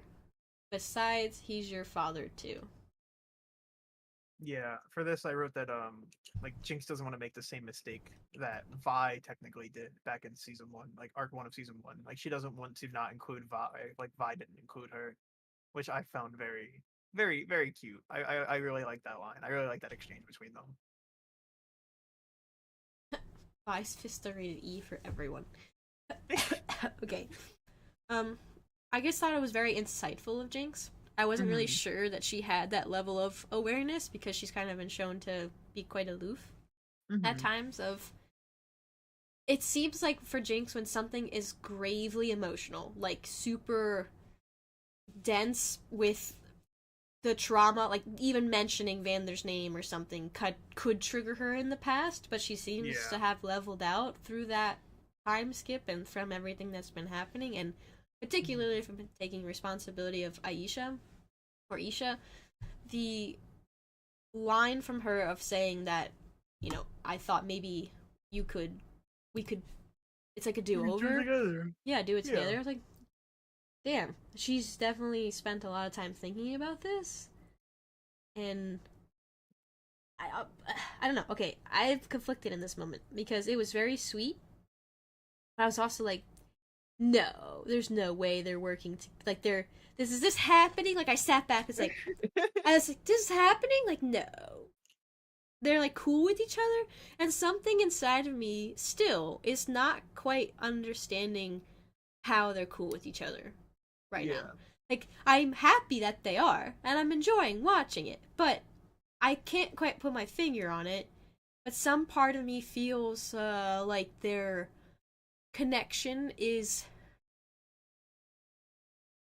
not undeserved, but rush, maybe. I know, but I keep using that word, so I don't want to. I know. Say that we've again. said that. We've said that on almost every single goddamn scene so far. I want to be more strategic and actual than that, but I can't. There's something about it felt like I needed more of that back and forth sister stuff, maybe until we got to, you know, this really. Yeah, a little more of them hating each other for a little longer before they made all good. But talking or fighting or some I don't know. That's just how I felt. Okay. All right. But if you think you have an idea as to what the finger, you could place the finger on it as to why maybe this made me a little bit uncomfortable, that'd be helpful, because as yes, I was happy, kind of, I also was a little bit disappointed. Like, I don't know what I wanted from this show. I really don't. But, go ahead. No, it feels very tense. Like the situation that they're in feels very tense, and that feels to alleviate a lot of the tension that I feel like maybe you feel shouldn't have been alleviated yet. Okay. Like there's a lot of things that they haven't talked about, and a lot of things that because of that line that they're never going to talk about. Like Like I that don't think kind we're of ever going. crushed a lot of the stuff that I would have liked to see talked about, I guess. Yeah. Like, oh, okay. Yeah, I guess there was a lot of things that should have been talked about. Like, I don't think if I saw my sister again, like the context is Vi, what she stood for, all the fact that Vi was in an enforcer uniform is huge. That moment that Yeah. would have broken Jinx down. I don't think that would have been patched over by a quick tussle and you know, And but let's work maybe together. hear me out. And, like the thing that's kind of helping me is Vander would be such a strong pulling force to get them back together. Hmm. Like if it were anything else, I'm not sure they would be maybe functioning as well together, but it's because it's Vander that Vander, yeah, that they're being brought back together. Hmm. I mean, like it is a good glue for them, but it's just Like, okay, hear me out, right? Um, again, I'm not just trying to be pessimistic, I swear. But like, this is my genuine thoughts when I was watching it initially. It Yeah. hit me when Jinx said the line, "Besides, he's your father too." I have a note here. It's like, what about Silco? And I guess my response would have been like, why? Remember we talked about it last episode, last Mhm, stream. I mhm. was kind of confused with the whole um, Vander Silco father conundrum, and you're like, well, she could still kind of hold both of them in her hearts at once. I'm like, that's a good point.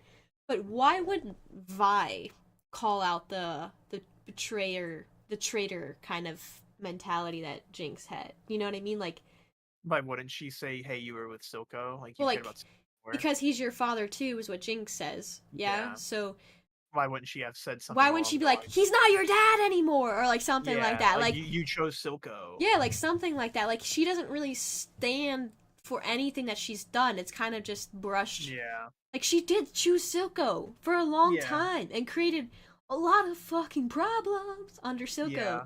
So And if again, I feel like that's like a lot of things that just aren't going to be talked about now that we've kind of brushed over them.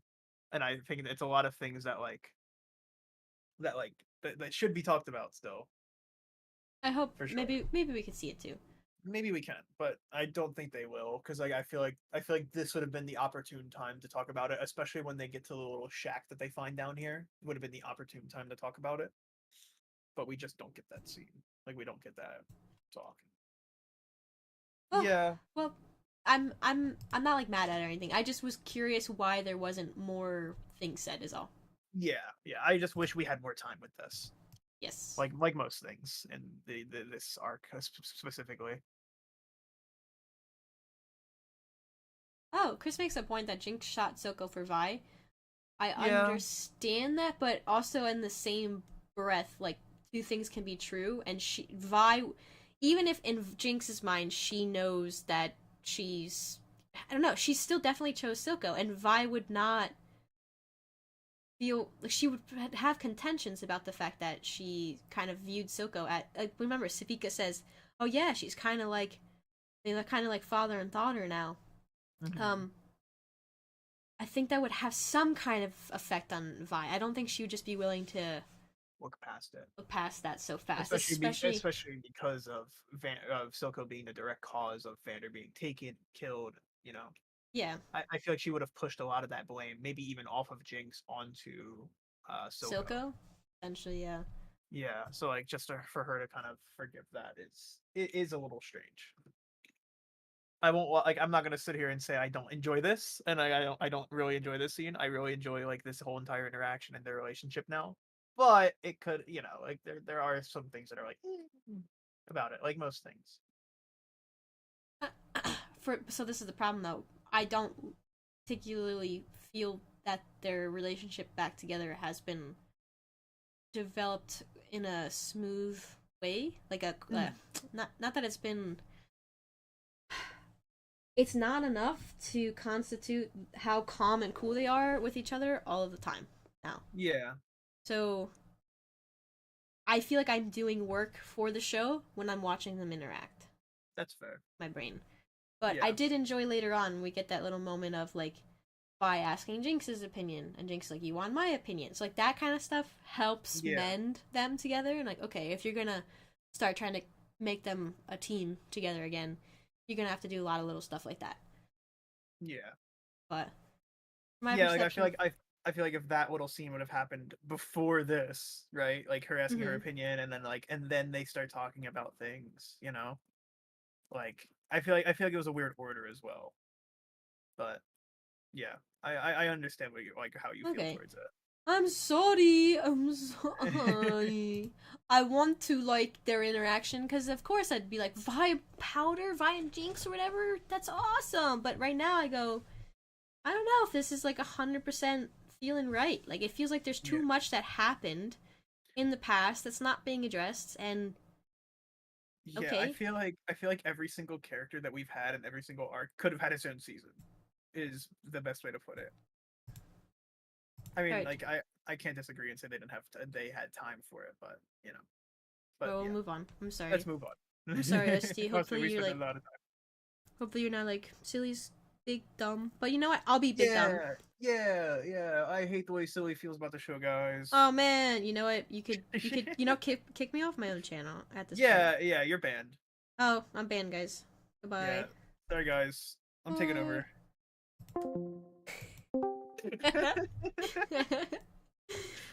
Alrighty, so we get our next scene, which is Singed knowing he knew that this was coming. He says, "I've been expecting you." Yeah. Not even looking up, and Ambessa being like, "Confident, aren't we?" And then we basically, through this exchange, understand that Ambessa is really interested in this weapon. She kind of views Warwick as a strong advantage in war. It seems like some kind of, she wants a hold of it. So, and by the way, I really like that Ambessa is separating herself from Caitlyn here. Like she is.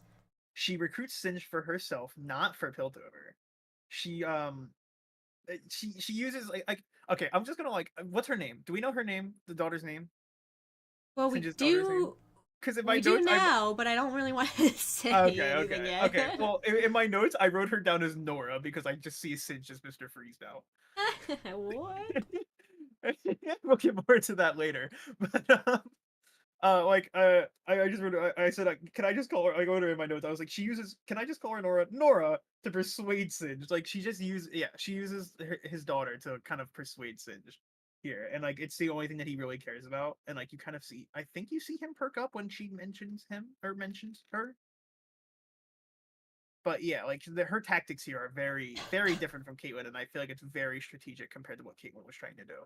It feels like the good cop, bad cop kind of thing, but yeah, a little bit more complicated than that. And well, Singed is a man of not many words, but when he does speak, he has something to say, kind of like Whipple when he was on yesterday. But Singed says, I've been expecting you, right? And then Ambessa's basically like, I've never seen anything like that. I've never seen a beast of such savagery, is what she says. That was pretty cool, man. Yeah, it's pretty cool, man. How do I get some of that? Singed goes, dude, this line, fire line, no beast is more savage than man. Yeah, that is a fire line. It is a fire line. That is poetry. Like, Singed poetry. True. Especially saying it to Ambessa because she's, been in a lot of wars, seen a lot of things. But yeah, he's like, I trust you have terms, and then she bends down in his face and is like, yes, basically, let me tell you my terms. You will serve me, my enemies will be yours, your weapons will be mine, in return I will supply all your needs, you'll be treated as the esteemed advisor, but I demand absolute loyalty. Do not test this, or you will yearn for Caitlyn's dungeons. Caitlyn's dungeons, how scary. Yes. You already know what I want, is what she says. And he's like, he says he isn't a monster. He was once a man. And he's a victim of great tragedy. Yeah, and then we kind of get like a, I don't know if I'd say flashback. We get a little montage. No, what would you call this? Like the monologue from Singed? Yeah, a little monologue. We understand some more about Singed's character. Yeah. Oh my god, I can't stop seeing Mr. Freeze in his face now. He just is Mr. Freeze, I promise you. It's canonical in another universe. Yeah, he has his own Nora and everything. It's crazy. We have Caitlyn as Batman, Singed as Mr. Freeze, because they sometimes work together. Like, it's crazy. I see it. It's all happening. This is actually my next video. I'm gonna explain how all of the multiverses converged into Arcane. Yeah, iCarly, Batman, Castlevania, because she kind of looks like Dracula. Incredibles.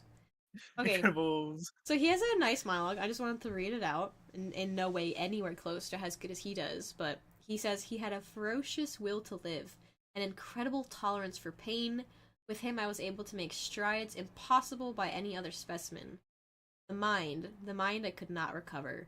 The man forever lost in the bowels of the beast, plain are compelled only by the scent of blood, or so I thought. It now seems I had yet to uncover the right catalyst. So basically, it was a cute. Why do I always say cute? Whenever I like something, Chad, I just say cute. I'm sorry. Yeah, no. It's so, but it is cute. It's so cute. It is cute. But we see that Warwick or Vander was a successful experiment for him because of Vander's fighting spirit. Whereas if he probably did this on anybody else, he was kind of explaining that the subject would have died. Like, there was no way that much stress could have been survived by someone else. So that's kind of neat. Speaks to Vander's character, I guess, about how much of a fighter he truly is. And on top of that, he reiterates for us that blood is the main motivator for Vander, or werewolf. I'm trying to freeze it on the frame. This is the frame that I was talking about. But I doubt I'll be able to. There's a frame during this monologue we see of him holding his daughter. But Nora. Nora, are we going with Nora? I think I'm going with Nora. Until we get a solid name out of the actual show and not through the lore, I'm going with Nora. Oh, I couldn't. Chat, help me! I can't. It's on do my it. screen. Okay, we know it. I could do it earlier, but SD sees it. So, but basically, there's like a. No, it's fine. There's a millisecond freeze frame. Yeah, sure, go for that. Millisecond freeze frame of the can't do it on Google Chrome. Nora. Okay. We're going with Nora, even though I know that's not her name. Being held by Singed in his arms. Which kind of implies that she might have. SD and I were talking about if she was actually dead or not in that pod. If she was like sick and then he was just keeping her alive, or if she had died and he's trying to revive her. So. Yeah. SD was kind of arguing that because you see her limp in his arms, that would insinuate she is dead. It tells me that she's dead. Also, her being in kind of like more of a nightgown in this scene tells me that she probably didn't get out much. Like I feel like that's very common with like literature is like, you see like the sickly girl, she's always in like a white bed, like white nightgown kind of thing because she doesn't really leave her room. I feel like that's kind of a similar thing in here. Okay, so like maybe very sickly or like did die potentially and she's keeping her in stasis. But yeah, we were just talking about, I guess it doesn't really make such a huge difference. It only kind of implies the level of fucked Singed is, like if she is not dead and keeping her on the brink of death just until he finds a way to prevent her from dying, or she is dead and he wants to bring her back to life. Like it has different implications of character for the level of fucked up. or so your original theory was maybe she was completely healthy and alive, but he just put her in the pod just because he wanted to preserve her youth, kind of thing. No, I didn't care about her preserving her youth at all. I didn't. Right, so I thought just so that she didn't have to age or like die. No, again, wrong. Okay, so basically, I thought it would be so cool if Singed, because the monologue the dialogue that he gives to them, I think that's actually coming up. So we could just wait for that. But basically, this scene here. Why don't we just skip to it now? We'll just skip to it now. Basically, this scene here with Caitlyn and Ambessa, we get dialogue that he's saving her from death. You know what I'm talking about? Yeah, the affliction that affects us all. Death. That we all suffer death. Yeah.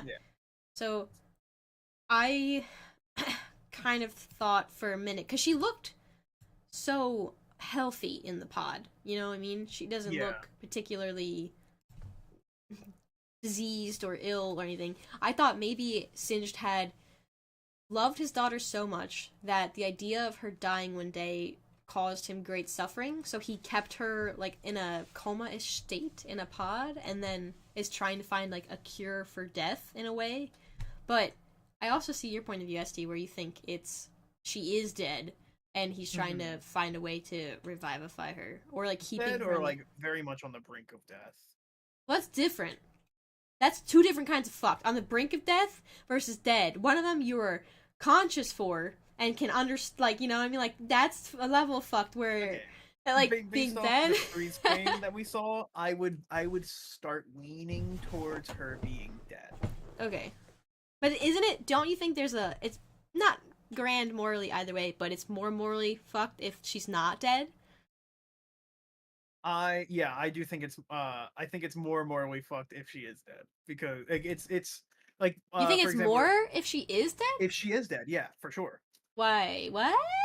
So like okay, maybe I'll bring it back to Dr. Freeze here. Him with Nora, I've never found too morally upsetting. Okay, actually no, I have. Because of one game in specific. Okay, just because people are gonna listen to me confused. Her name's Oriana. No. I'm talking about actual Mr. Freeze here. Oh.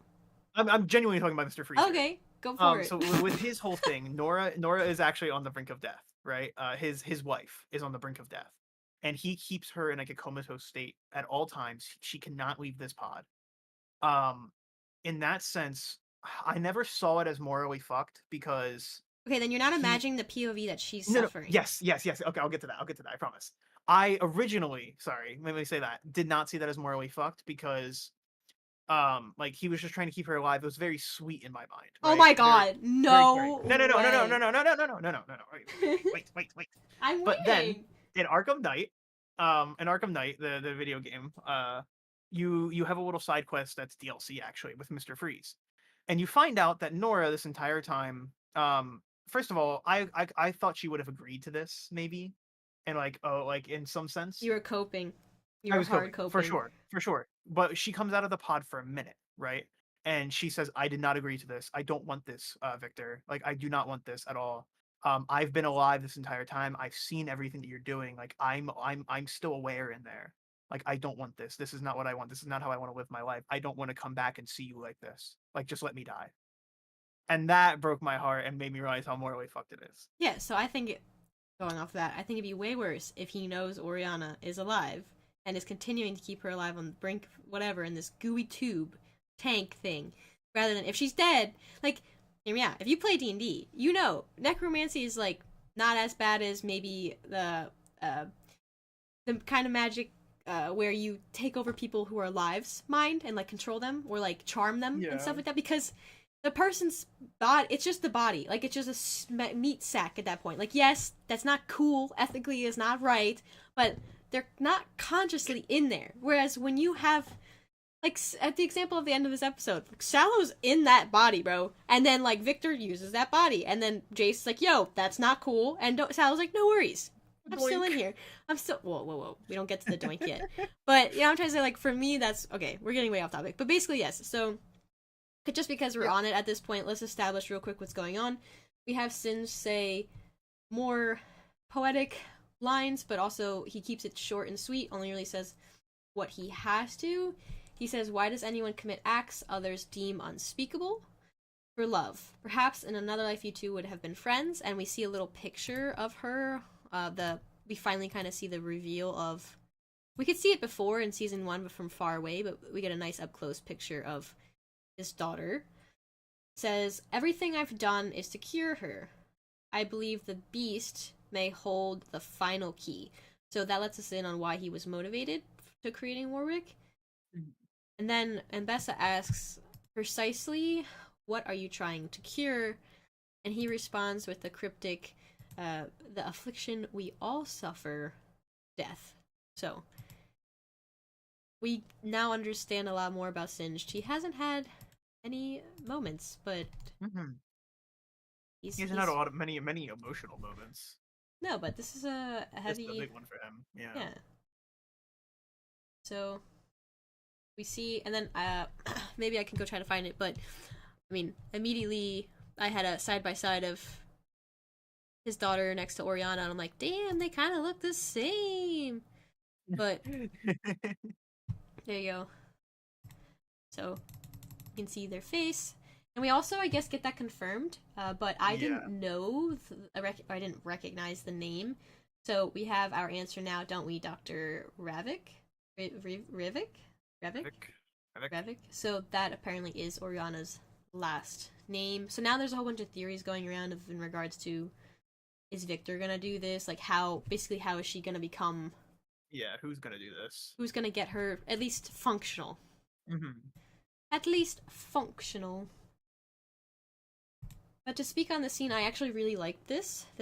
I don't think I had any problems within this scene. This is 100% an emotional backstory to Singed, who can be seen as quite harsh. I mean, we see him established in season 1 as, you know, a man of science at whatever it takes. I would say quite science-oriented rather than emotionally oriented. He doesn't care about the emotion behind it as long as science gets you there. Hence why he keeps so many live test subjects, like the Exabatol, for example. He's kind of more of a abandon your emotion. This is more important. The research is more important.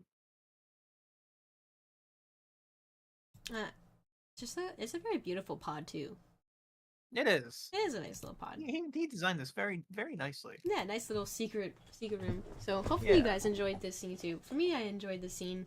I liked finally getting a bit more of Singed as a front, just not on the outskirts of things. As a character.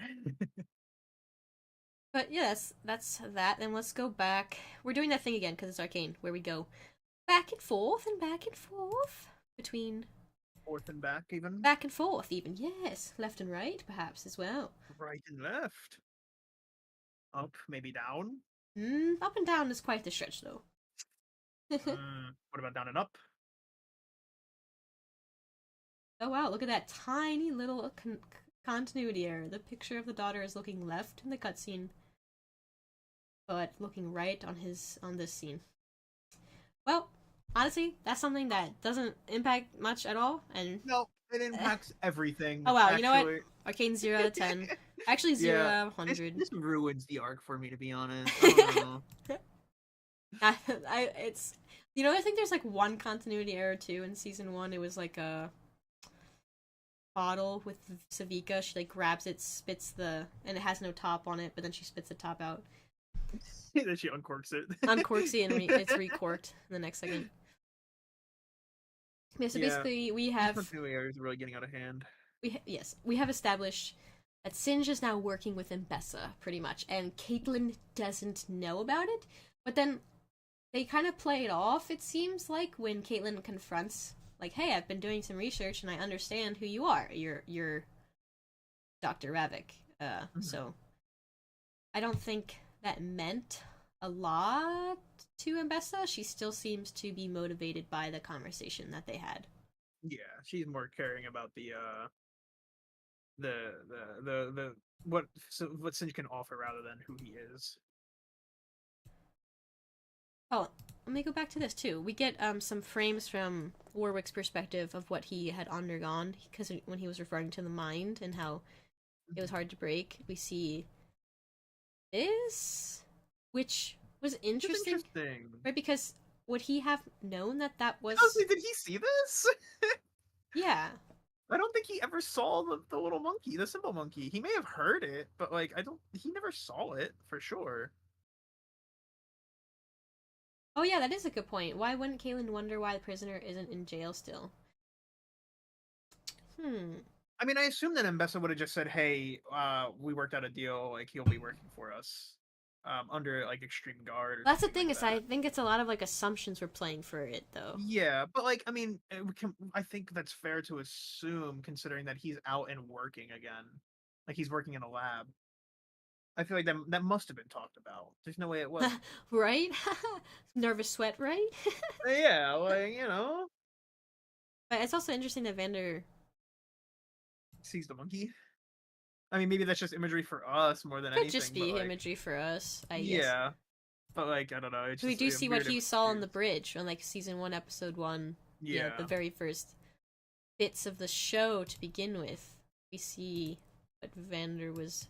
We see Silco young in that moment too, and we see the dead woman that we will get a scene with later on. That we see is the woman, the mother. By the way, did anybody else try to imagine what it would have felt like to undergo such a process? Because to be a big wolf boy. Yeah, I try to think about it. Yeah, it would not be fun, I don't think. Like my biggest thing is like the whole blood sense, the whole sniffing. Like I think he sniffs somebody's head later on. Or like Isha shows him water in the next episode and he like sniffs it down, like make sure it's okay. Like, you know how different that must be for him as like a human in there? Like being able to have that sense of smell must be nuts. Also, that would suck because if you had like, you know when Patrick gets his nose, and then he like can't stand the smell of anything, and he's like, "Take my nose back," and he doesn't want his nose by the end of the episode. He could smell like trash. If he could smell blood from a mile away, like, oh, smell gross. He's gotta smell some bad Everything's stuff. gotta smell so gross. Yes. All right. So to continue on, we go back to Mel, I believe, and. Oh my god, we got a shot of like Silco still having this weird.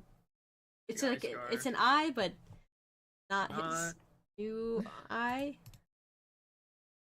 We don't understand yet the meaning of Blisters and Bedrock. So like Silco says in that Blisters and Bedrock, not clear to us why that means anything. But then we see later on from dialogue what that means.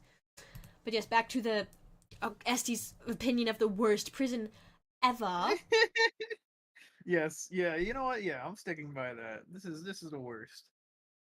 Giant room, so much space, worst.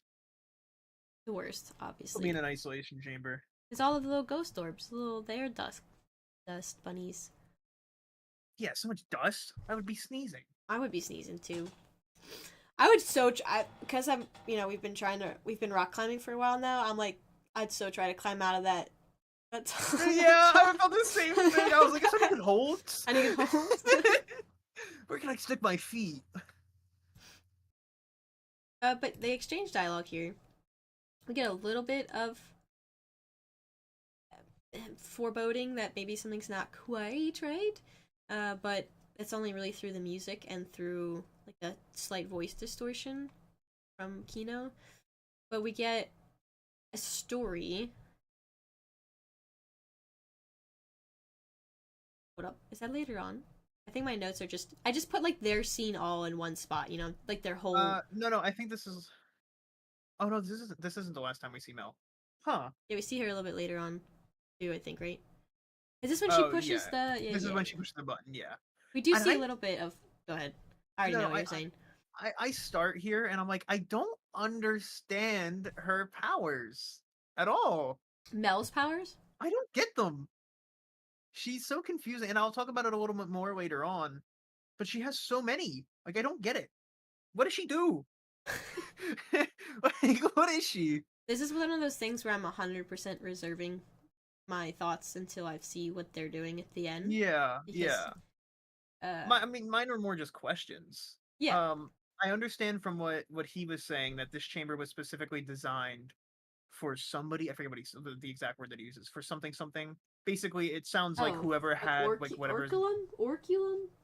Yeah. There you go. Yeah. Closer. But like, who was supposed to be kept down here?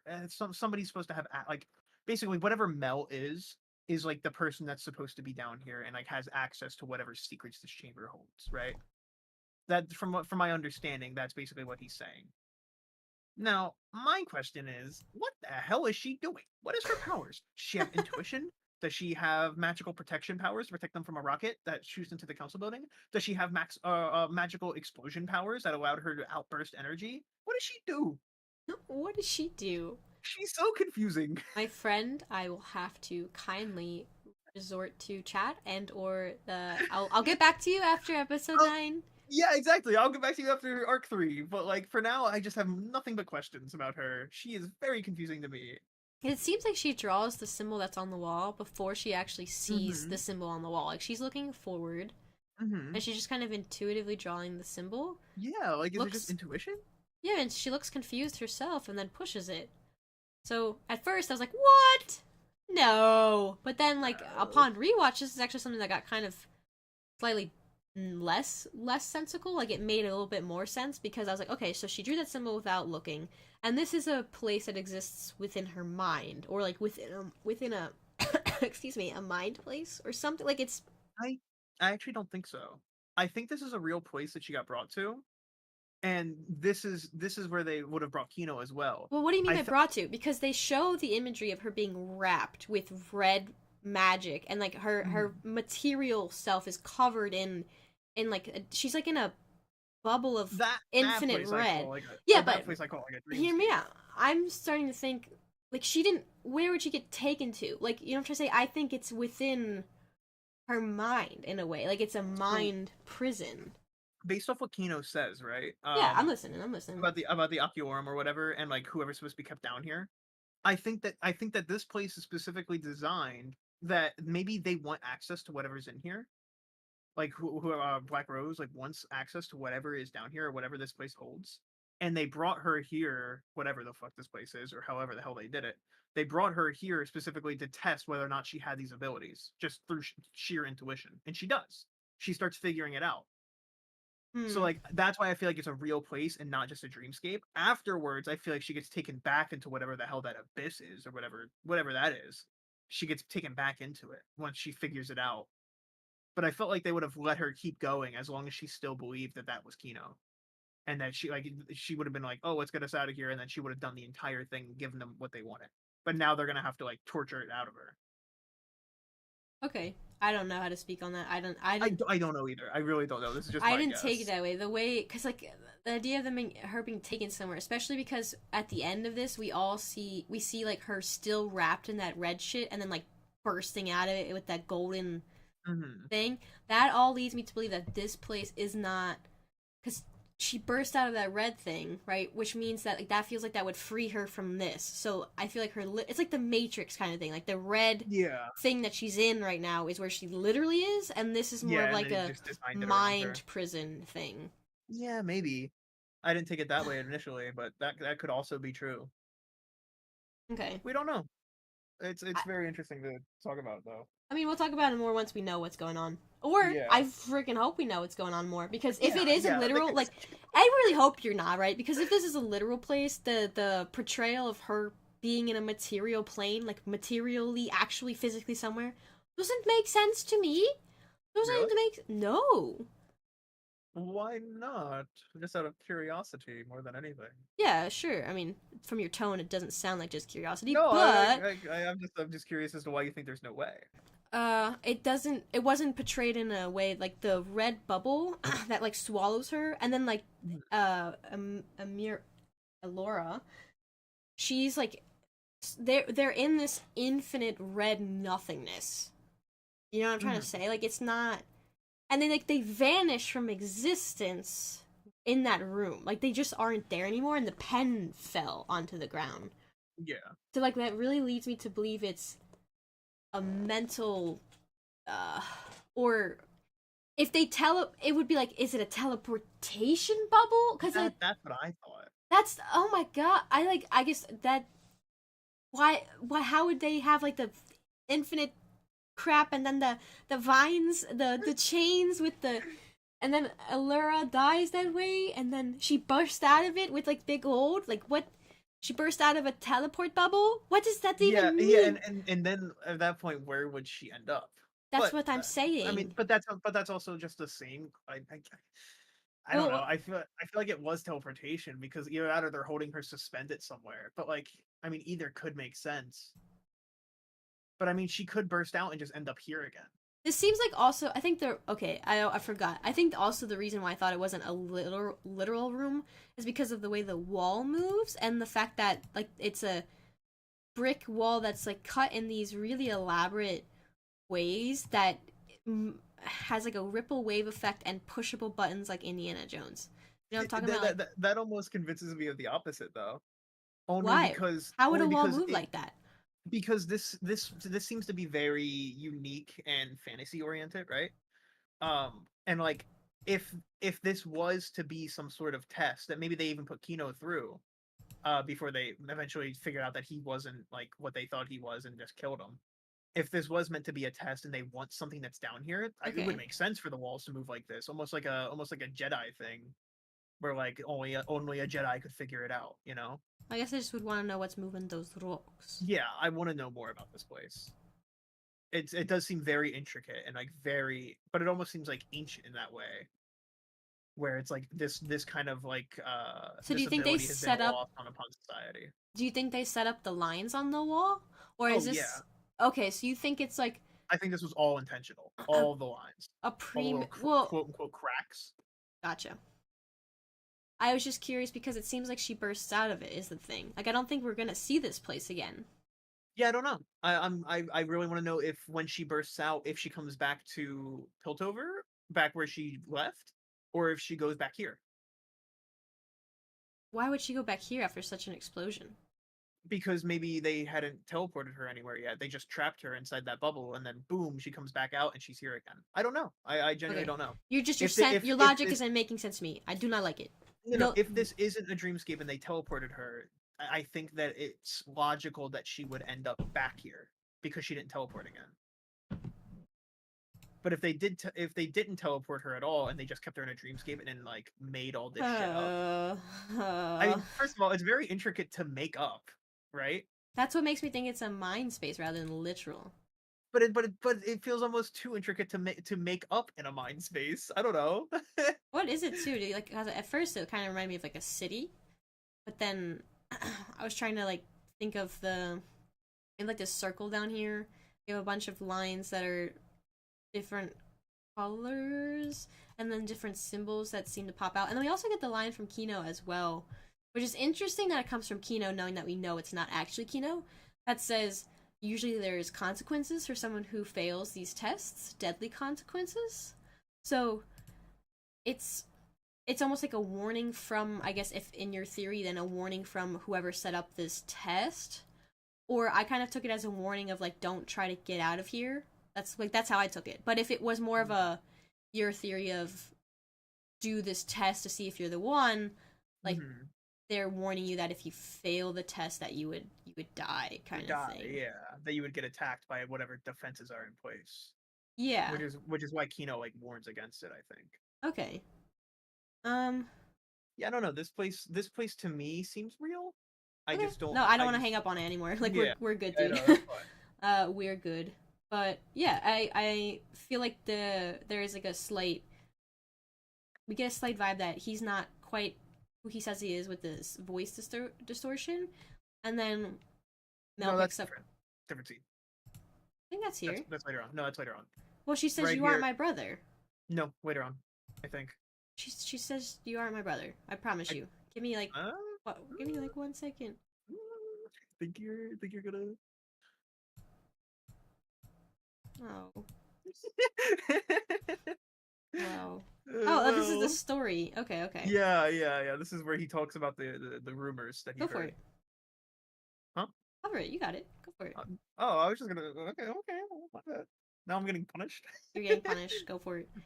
No, he just talks about how he used to hear rumors about about Ambessa, about how she had this how she went to a town, fell in love, and like kind of had an affair for a while, and then that affair created an illegitimate child, which we can later on assume that is Mel, and that this child was born with this special gift that that the Black Rose is after, and that once he got too deep into it, that's when he got captured, and they thought maybe it was him who was the child, but they don't know who the child is. And she says, "No, that's impossible," and then kind of recoils from it, and puts her. People were saying she puts her hand to her stomach, which was I don't know. People are saying that she might be pregnant. There's not enough time left for that to be a thing. Yeah, and I was like, no, I don't think so. But but I also don't think that she puts her hands on her stomach. I think she just puts it in her lap, like kind of like, ooh, maybe it's me. Like she kind of realizes who they're talking about and kind of recoils and gets defensive. Unless Echo's got that time magical goo, then maybe she'll just pop out a baby next episode. Yeah, just snap. 9 months. Okay. But yeah, thank you. That's actually a really good recovery of, or a cover of all the stuff that's going on with what might be happening here, because Kino, who we know is not Kino, right, says, simply put, Wait, whatever. Oh, sorry. okay. He says, simply put, whatever that child inherited is of terrible interest to our captors. So, first time through, yeah, we might not clock that as much because we think it's Kino. Most people think it is Kino. But knowing that it's not, we can take a different lens to it. And it's like them kind of self-revealing, tattletaling on themselves, what they're interested in here. So. I mean, I think it was more or less gauging her reaction to hearing that information, and she does react in a way that I feel like is telling. So we already covered the scene with... Yes, more or less. More or less with Oriana. So we're gonna go by that. Oh my god, that's like a little reward. We get to We get to go through a little bit? Oh my god. No way. No way. So, by the way, Kaylin does throw a lot of shade his way, calling him a monster. That's just important to make clear. So, if you will excuse me for just a moment, yeah, take your time. I got this covered. Chat and I will have a good jolly old time. It is getting close to Christmas, so perhaps it will be literally jolly. Okay, so to go back right to the scene that we were just at, the scene that I thought was happening, we have Mel, and now this is where we find out that Kino's not actually Kino. She senses it. She like starts teleporting around in a weird way or two, and it reminded me of a horror movie. It felt really frightening when we see the face. Even rewatching it now, I don't like it. But yeah, grabs her shoulder, says a healthy sense of self-preservation. And then she's like, wait a moment. That's not quite right. And then it changes between a whole bunch of faces. Kind of reminded me of one of my favorite movies of all time, Everything Everywhere All at Once, with the many-person kind of glitching. We get this massive crack up the wall, which this is another reason what made me think it was them being in that bubble, because it felt like she was fracturing the mental bubble red space that they were in, and this was just like a construction of that magical bubble thing, like they weren't in a literal place. But what do I know? SD knows things too. Who do we get here? We get Ambessa. I can't keep track of all of them. Nothing. Sorry. You're fine. And we switch through. Oh my god, there's Jayce there too. But maybe it's pulling. I think it's pulling on her conscious memories. Yeah, that makes a lot more sense. Who'd she most care about? Who would be most influential in there? Yeah. So I think. But yeah, SD, what do you think of this? I think this would help my argument a little bit in regards to your point of it kind of being fake, and to Kino being able to act as Kino so well, and that little family joke that she makes or that he makes. Yeah, I think that definitely pulls that way. Okay. Cool beans. But maybe not. At the end of the day, it's creepy. When it turns in I'm gonna just call it it. When it turns into Mel, and then, like, kind of looks and smiles her way. I just don't know who this is. Like, because we have it disguised as the guild version, right? Mm-hmm. We haven't literally seen this entity, this person, yeah? Mm-hmm. It's just like this Black Rose party member, group person. I know, I'm pretty sure that lore-wise, we do have a name for this character. I don't know who it is, I forget, but I know people were throwing a name around. Yes. But also, this, correct me if I'm wrong, but this little golden eye scene is almost an exact copy of Ambessa's eyes in the intro. The second time that we see Ambessa, not when she's on her chair, but like the second time that we see her. I think we see her with kind of goldenish eyes, which makes me think maybe she gets replaced. Eventually. Like taken over by... Yeah, and maybe that's why Mel's in her chair later on. Interesting. But... I'll take chat's word for it. They say we do. So... Oh, it's LeBlanc. That's right. Oh my gosh, my brother loves playing as LeBlanc. So I'll have to go chat with him after this stream, see what he knows. Hey, give me the Give me the deets. rundown. So yeah, this is interesting because once again, she doesn't really tie in yet with all of the other stuff that we got going on in the plot. So, Yeah, as and probably. then we just Sorry, go ahead. never see Mel again after this. Oh yeah, Mel. We never see Mel. No, we actually do see Mel. We see her bust out with this big golden stuff. Yeah. And again, like, what does she do? What is her power? Well, Yeah. we've established from the fact that they really want to, like, they've been after her. Ambessa seems, let's say, gung-ho on protecting her. Maybe Ambessa is aware of this. Like, she's aware of this affair. She's, like, nervous that she has to cover all this up or something. If that is true, that she knows this is a potential, and that's why she's so nervous. But, you know, the voice, again, the entity that we haven't, LeBlanc, potentially, but LeBlanc. the bonk that we haven't seen, LeBlanc. Actually, my professor today said Shia LaBeouf. LaBeouf. Yes. Shia Actual LaBeouf. cannibal Shia LaBeouf? No, like Shia, instead of saying Shia LaBeouf, they said Shia LaBeouf. Yeah, I know. And I'm like, no way. And then we all tried to correct him, and he's like, I like LaBeouf better. And they just kept saying like LaBeouf better. I respected it so much. So, Shia LaBeouf is how you guys say it now. But yes. So she bursts out, and we hear the voice say, at first it seemed plausible that he could have been the child, but then your mother led us to you, sister. So we kind of get confirmation that the story that we heard Kino say probably was true. The only question is, why would they reveal that information to her? And what about the affair and everything? It would give her. I genuinely think that it was to gauge her reaction. To gauge her reaction. Yeah, I think it was like, hey, like she still thinks that it's Kino, right?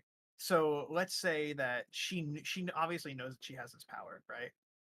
You think she knows this? I believe she does. Well, actually, maybe she doesn't. I don't know if she does. She seemed genuinely confused. I think she knows she has chat. Yes, for she knew she had this power and was hiding it, or no, she didn't know she had this power. Now actually thinking about it, I don't think she does. I think she has a hint of it. Because of her and Jayce escaping unscathed, I feel like she knows that was weird.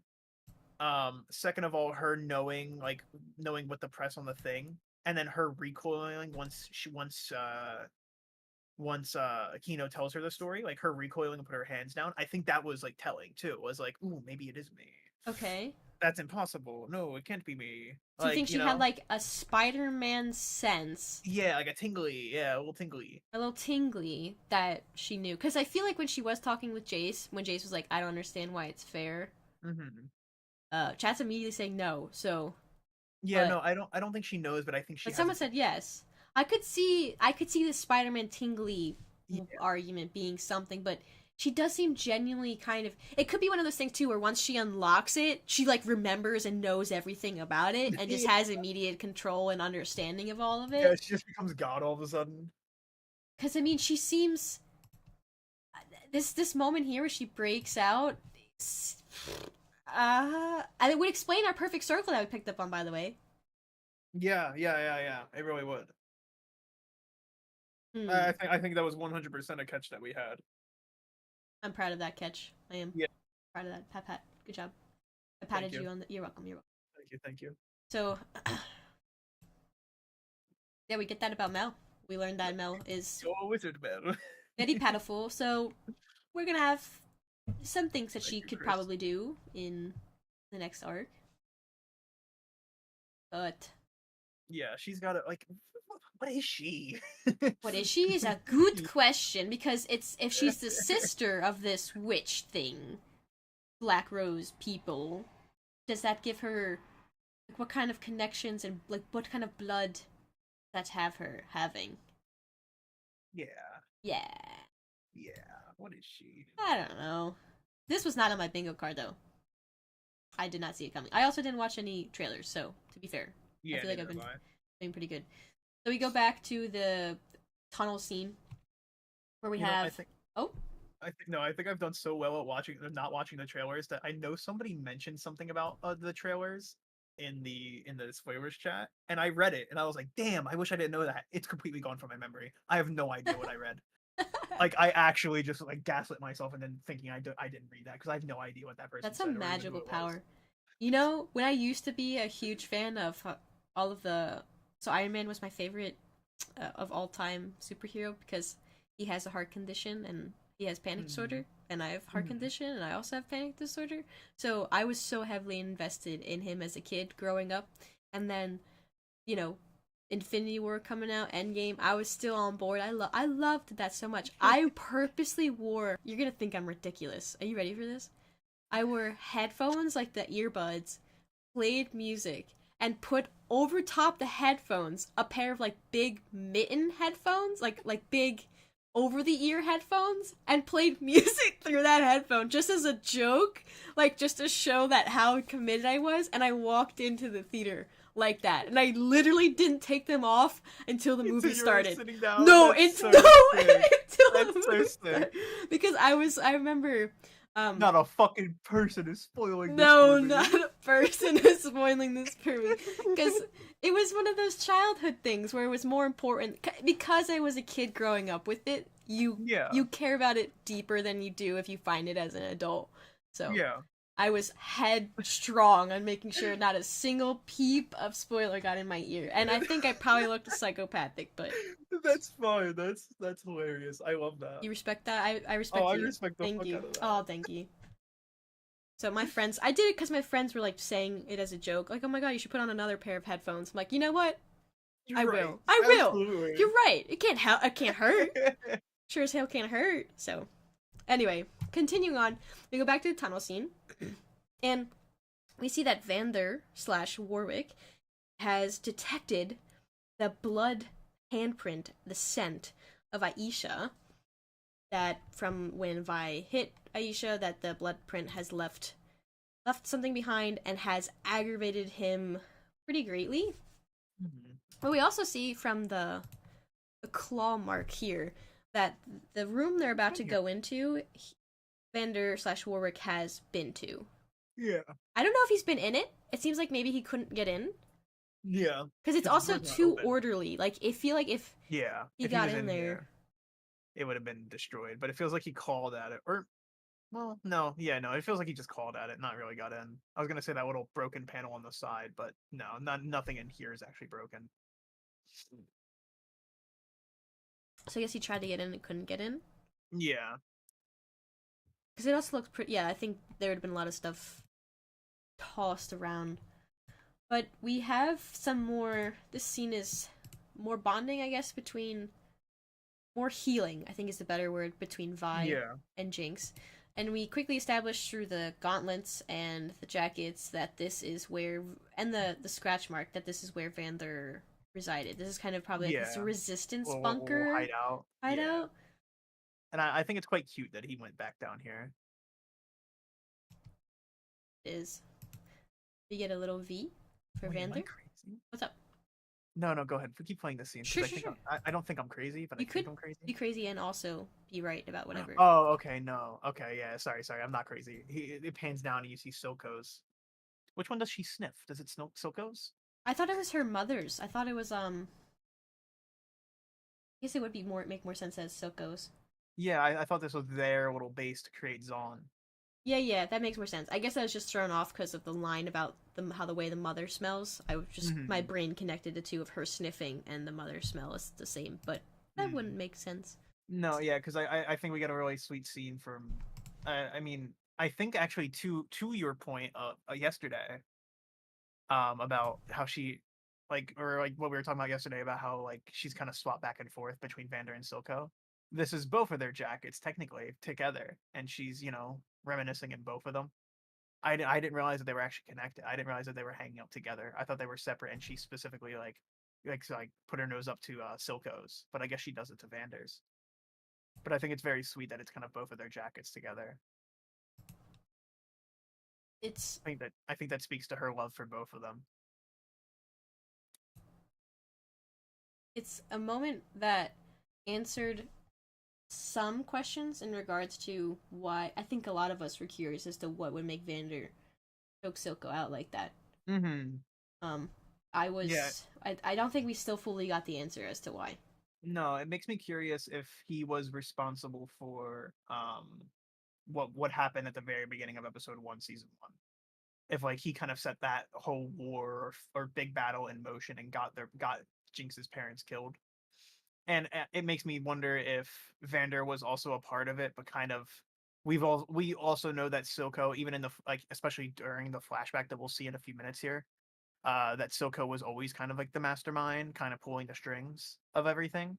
So it makes me feel like like Vander may have felt that Silco was more at fault for it, but they might have been, based off this letter, they may have been equally at fault for what happened in that first episode.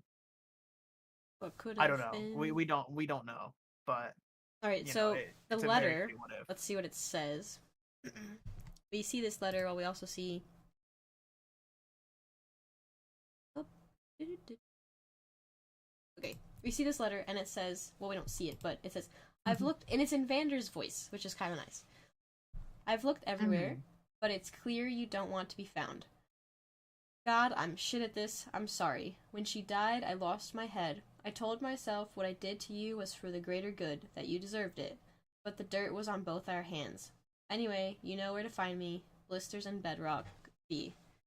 So we finally kind of now understand why the episode's called Blisters and Bedrock, and we also now understand from the... Not quite yet. Well, like, as viewers, Me and you now know, like, outside. We see, like, a later on scene where... That's more heavily explained. Why Blisters and Bedrock is... important, because when we first hear it like 10 minutes or so ago, it kind of doesn't really make any sense as to why it's important. But we have this kind of moment of, I think Hohem said what if, but it's like a what if thing. I don't really know how else to describe it. It's pretty well said.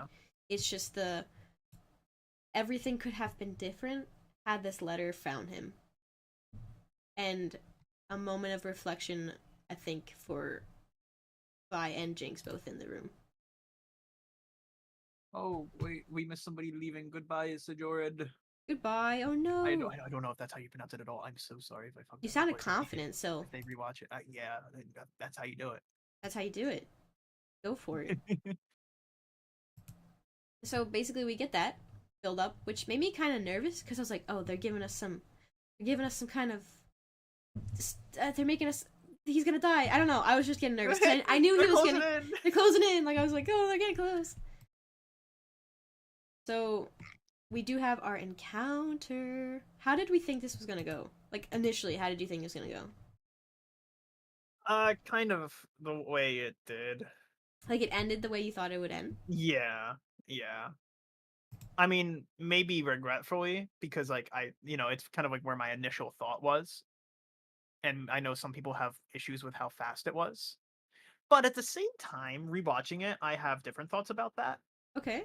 I'm not as conflicted as I was the first time I watched it. The first time I watched this and I saw the end, like how this ended, I kind of got very. I was very much like, that kind of seems a little convenient, a little plot armory.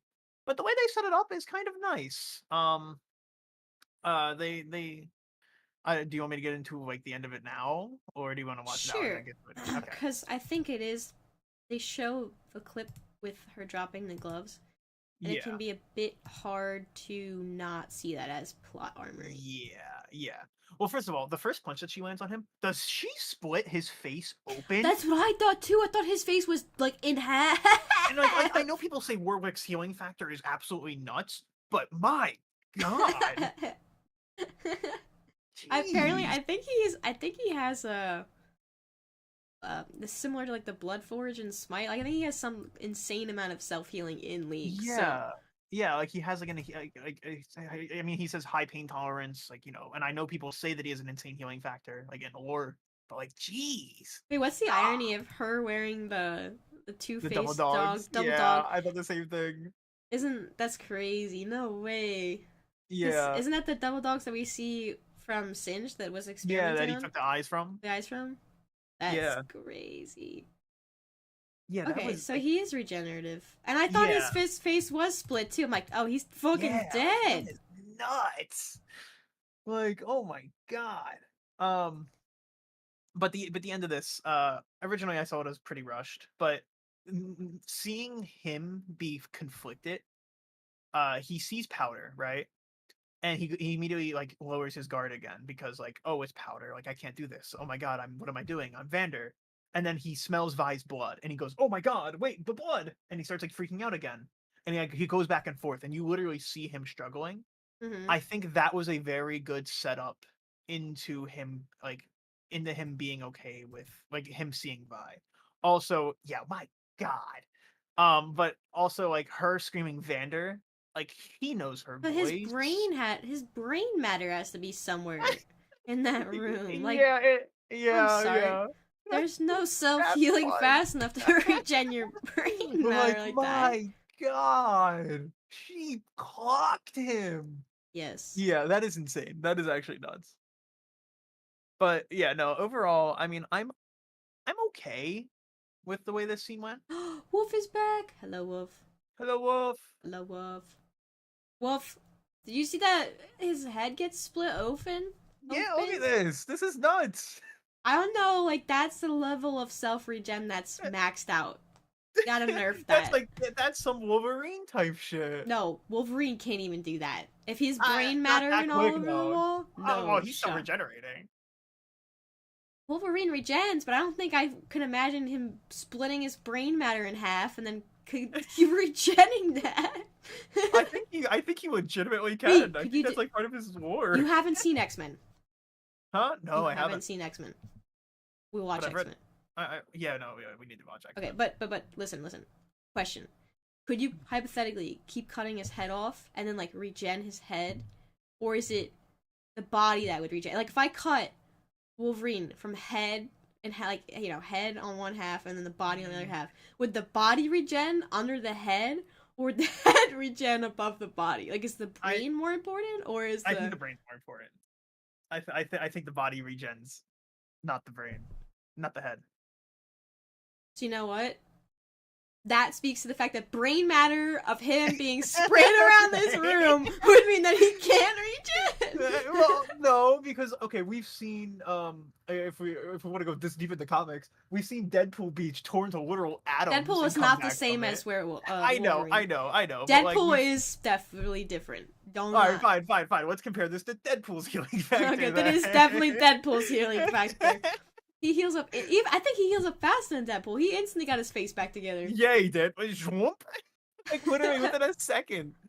Oh my god. Yeah. So, and then we get the cool light effects, I guess, because sound and dark and light. So it's a fun watch. We don't entirely know who's gonna get it, but I think this is leaning in once more to the comic book scene. Like I saw the critique for episode 3 of season 2 and how there were a lot of like fighting moments where there was like this kind of slow down framing pause stuff with the within the fight, and I think they've been leaning heavily into like that kind of comic book frame feel.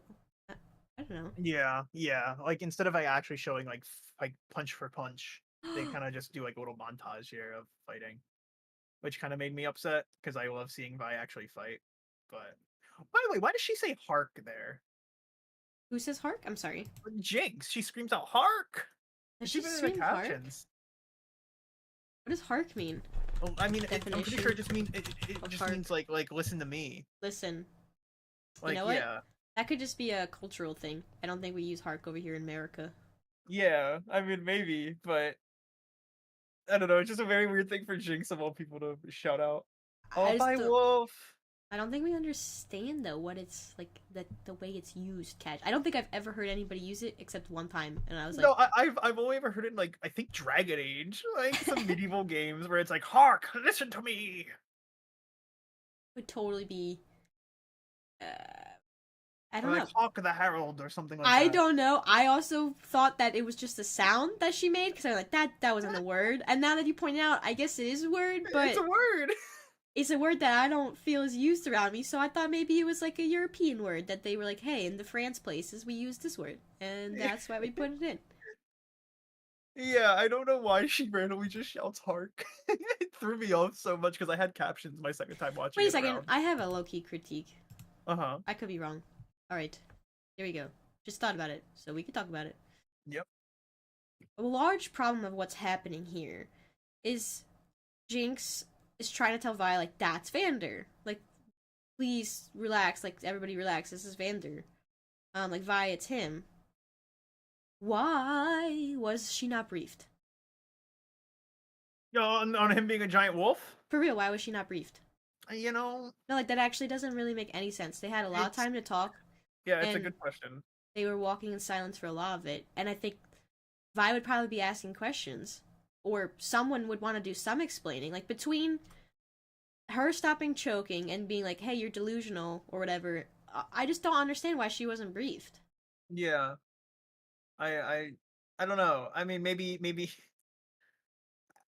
maybe Jinx is like, I mean, in her head, like, oh, if I tell Vi that it's a giant werewolf, like a giant man beast thing, she's not gonna believe me. Or like, it's one of those things where like it's like hiding the zombie bite. Like you shouldn't do it, but she does for some reason. I have no idea, to be honest, why she It wouldn't could say. be a reason that I'm not picking up on, but that feels really profoundly Yeah. dumb. Especially since Jinx herself fought and could have very easily died against Mhm. werewolf Vander slash Warwick Warwick. in the previous episode, and he fortunately decided to hold her and notice that it was her at the last moment.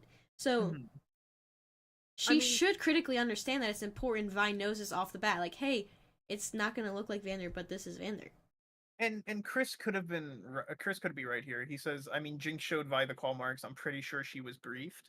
She could have been briefed, and she could just. I mean, if you see a giant wolf man attacking you, it's like, no, that's not Vander. That's not, like, you're crazy. You're insane. Like, you're actually nuts. I can't believe I trusted you. But they seem like confused when he's first, or she seems confused when he first. Yeah, Okay, yeah, if she was briefed, I don't do feel like that was conveyed yeah. well. Not conveyed well. A lot of things are kind of just like left up to us debating it. I think. I think it's just us having to take it in good faith Yeah. at the end of the day. Like, because that would just be one of those things you're like, of course. Of course that Jinx would be like, hey, by the way, don't be alarmed. Don't be alarmed. But he's a giant wolf man. Giant big wolf man. So let's get to the part that most people enjoyed. Well, did not enjoy it, but for Well, you most gotta people, remember, there's a whole flashback scene. no, but I just I want to show it because Silver specifically made me really excited to see it. We're gonna Right. skip over the entire flashback. No, I'm gonna go back. Relax, dude. Okay. This in Silly Stream, there's no there's no linear time, right? Time No. Time runs on a something. on Silly Time. It's Silly time. Silly time. It's silly time. Because I wanted to do this specifically actually for a reason, Mhm. because having the flashback wedged between the last moment and this moment would be, it helps us understand, I guess, what's going through Vander said. his head, yeah, Mhm. and why this is an acceptable response. I think had we not gotten the beautiful scene in between, we wouldn't really be able to see this as nicely, I guess. So I think it helped the landing. Does that make sense? Yeah, it definitely did. It definitely gave some story as to why Vander, like, why they hug. Like, instead of just murdering her outright. Yes, and chat, you know what? If you were here for any of the previous streams and you know what I'm about to say, this is the nice reprieve that I've been asking for. Okay? I don't want no silly Heimerdinger being goofy and not making no sense. I don't Yeah. want no brief little millisecond smooch and then cut away. Okay? Yeah. I want this. This scene Yeah. is a true, genuine It's a reprieve. treat. It's a treat. It is. They It give us is. a little nugget. It's light. It is full of positive emotion. Also, somebody pointed this out to me. Did you notice that Silco gave Jinx, Yes. Yes. yeah, her mother's braids and Silco's little hair swoopy, which I find very cute. Yeah, the little hair swoopy that we're talking about is here. Yeah, like And we then, get to see that in this. I love that. We also get to find out where Violet's name came from. yes. And you know what? It's actually like a genuine good amount of time. It's not. Oh, my cat's back. Dude. Pickle! Oh my god, she's stepping on my keyboard. Dude. Let's go, Pickle! Oh my god. Anything's Don't messed end up. the stream, Pickle. But yeah, Don't mute silly, Pickle. I have her now. She's being held. She loved this scene. She says what she's trying to say. Yeah, she also loved this scene. She wanted some reprieve. Now, Gimp Yordle is different, listener. Okay, but basically this scene was the reprieve I have been begging, crying, pissing, shitting, and screaming for. I finally got it, and it helped rejuvenate me, and I felt ready to watch more sad, horrible, awful stuff. So, Yeah, I absolutely adore this scene. would you mind talking about it for me? Yeah, so we get to see, first of all, that this was kind of like right after they established Zaun, from what we're being told. No one. I think the way I took it was like they have the dream of building up Zaun, like to Zaun. Like I think they're like starting to build that community. Yeah, yeah. From what I understood, yeah, they're just like on the start of it. And then what's the mother's name? Do we know? I think we see it in like the subtitles, but I want to make sure we get that clear because there was a line. I'll hold it up. I have it. You two are gonna figure this Zaun thing out. I don't care if you have to carve it out of the bedrock covered in blisters. So that's where we get that. You're not allowed to fail anymore. So to me, that kind of wasn't like they started it. It was more of like you are gonna get this thing going. Yeah, it feels like maybe a tiny community, or like maybe it's just in this bar and they want to build it up from there.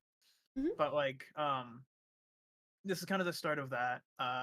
Whoever the mother, the Jinx and Vi's mother, reveals that she got knocked up. And by the way, the very cute scene from Vander here, where he immediately steals her alcohol away and swaps it for like orange juice or something. I love that about. I absolutely adored that. But we kind of like the reason that she's kind of telling them this and putting the weight of it on them is because she wants them to be able to create like a safe space for Vi at this point. It's not Jinx yet, but just Vi. So we get this cute little scene where they get to talk about that. Her talking about whether or not she should tell the father, or like how she's gonna tell the father, and that it's kind of on Vander and Silco to build a community where this child can live. Yeah, where she's not stressed as much. She's worried about not being a good mother, right? Yeah, Vander has a very cute line of, "What's the point of all this if we can't raise up a couple ankle biters?" That's I see an interesting point in chat. If we want to talk about it, we can. If you don't, we don't have to. But someone said they hated it, which is very interesting. Oh. It hurt Silco's character and motivations from season 1. Like, why was he going to murder the kids of his best friend, the ones he helped raise from baby to the time their parents died? That's an interesting conversation. I think that would be needing to look maybe more back at season 1. Let me think.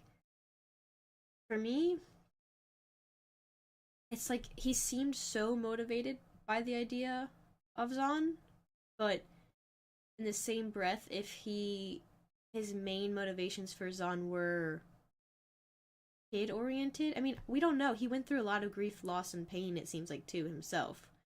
So he could have started off at one point where he was like, yeah, I'll make Zaun for the hope of the kids in the future or something, but then after being betrayed by his brother and never like getting that apology letter, and then it could but how many years do you think that it's gotta been a lot? I mean, looking at his eye alone, how much that's healed over and how much work he's done to it, I mean, it seems like it's been a long time, and people can, vastly change over that amount of time, and these look like very young versions of Silco and Vander. I mean, it had to have at least been, what, 8 years since this scene? Or how old was Vi in Arc 1?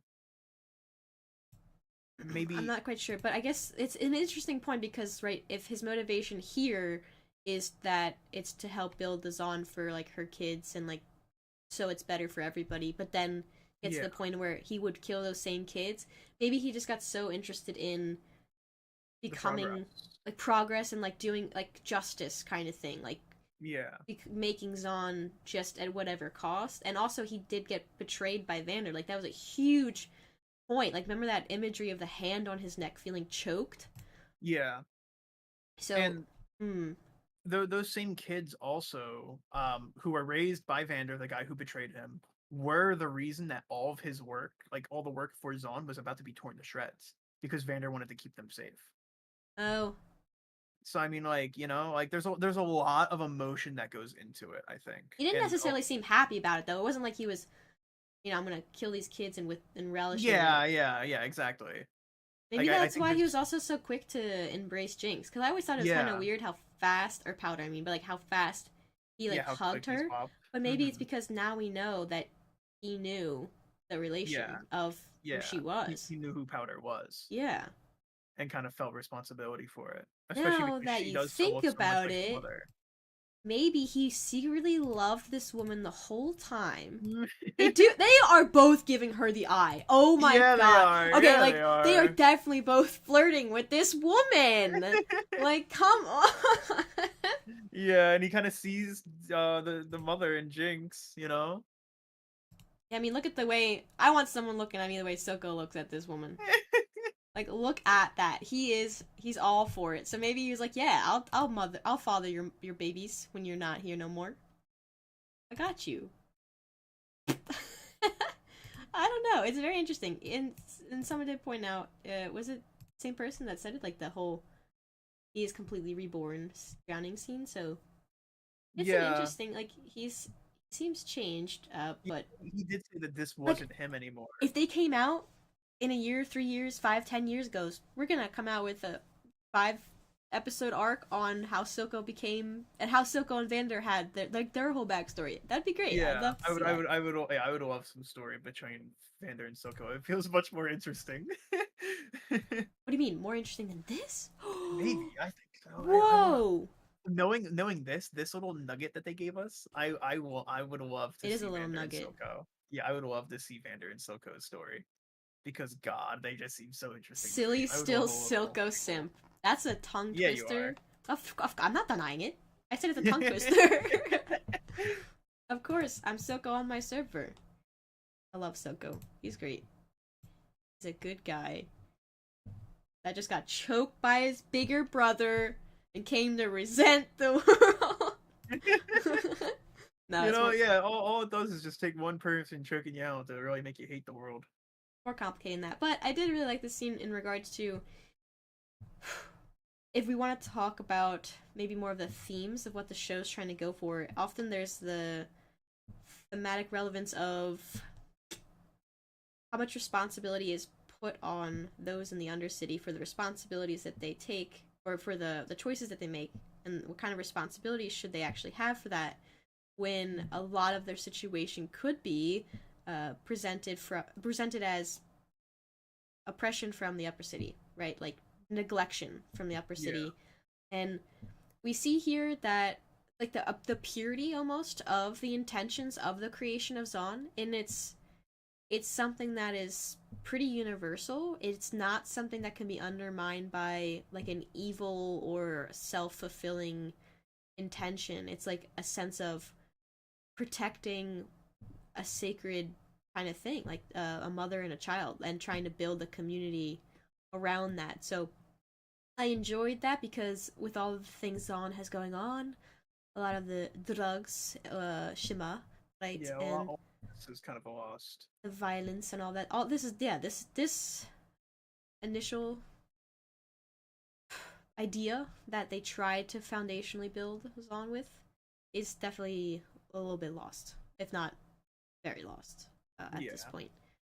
So, also, It brings me a lot more respect towards Vander is as this well. Jinx's cup? Hmm? Is this Jinx's? Or my bad. Is this Powder's cup? She has a cup that she draws on that has doodles on it, but Potentially. in the season 1. I will go back and check Maybe. after this stream. I actually don't remember. Unless that. someone in chat wants to. I'll give you one sneeze. You check for me. Whoever finds it. No. One sneeze. No. Okay, so yeah, that's why I liked this moment for that. It was... Yo, Eric does say that's her cup. Oh my gosh, that's Aw. awesome. That's so cute. Wow. Yes, it is her cup. Okay, so... Yeah, they both are definitely crushing her, and they go, yes, we're gonna build the best Zon. And they, and we cut back to a tense moment, not knowing exactly what happened, the last frame that we saw, which I do want to pause on briefly. We see Vi putting down her gloves, just as Vander / Warwick is getting nice and big. Nice and big. Yes. Do you know what I mean? I know what you mean. Like he's looking like it'd be real hard to stop real fast. Yeah, he's kind of jumping a little It's like bit. going 50 miles per hour with like a he's tailgating or I not would tailgating. say like 45. 45. He's a what's it called when you're riding someone's bumper? Tailgating? No, tailgating's when you like pop your trunk with beers right before a football game. Is that not also like riding bumper to bumper? I feel like it's not tailgating. I feel like it's Because I always got confused when people called tailgating the whole. Yeah, it's called tailgating. Tailgating, driving too close. Tailgating is when a driver follows another vehicle too closely. But it's also a social event, which is why I always got confused why people called it tailgating. I think I call it something other than tailgating. I would say that you're wrong. I think I just say that he's riding that guy's ass when I'm on the road. yeah, I don't know if that's the actual term for it. Okay, my bad. But yes, he's tailgating Vi right here.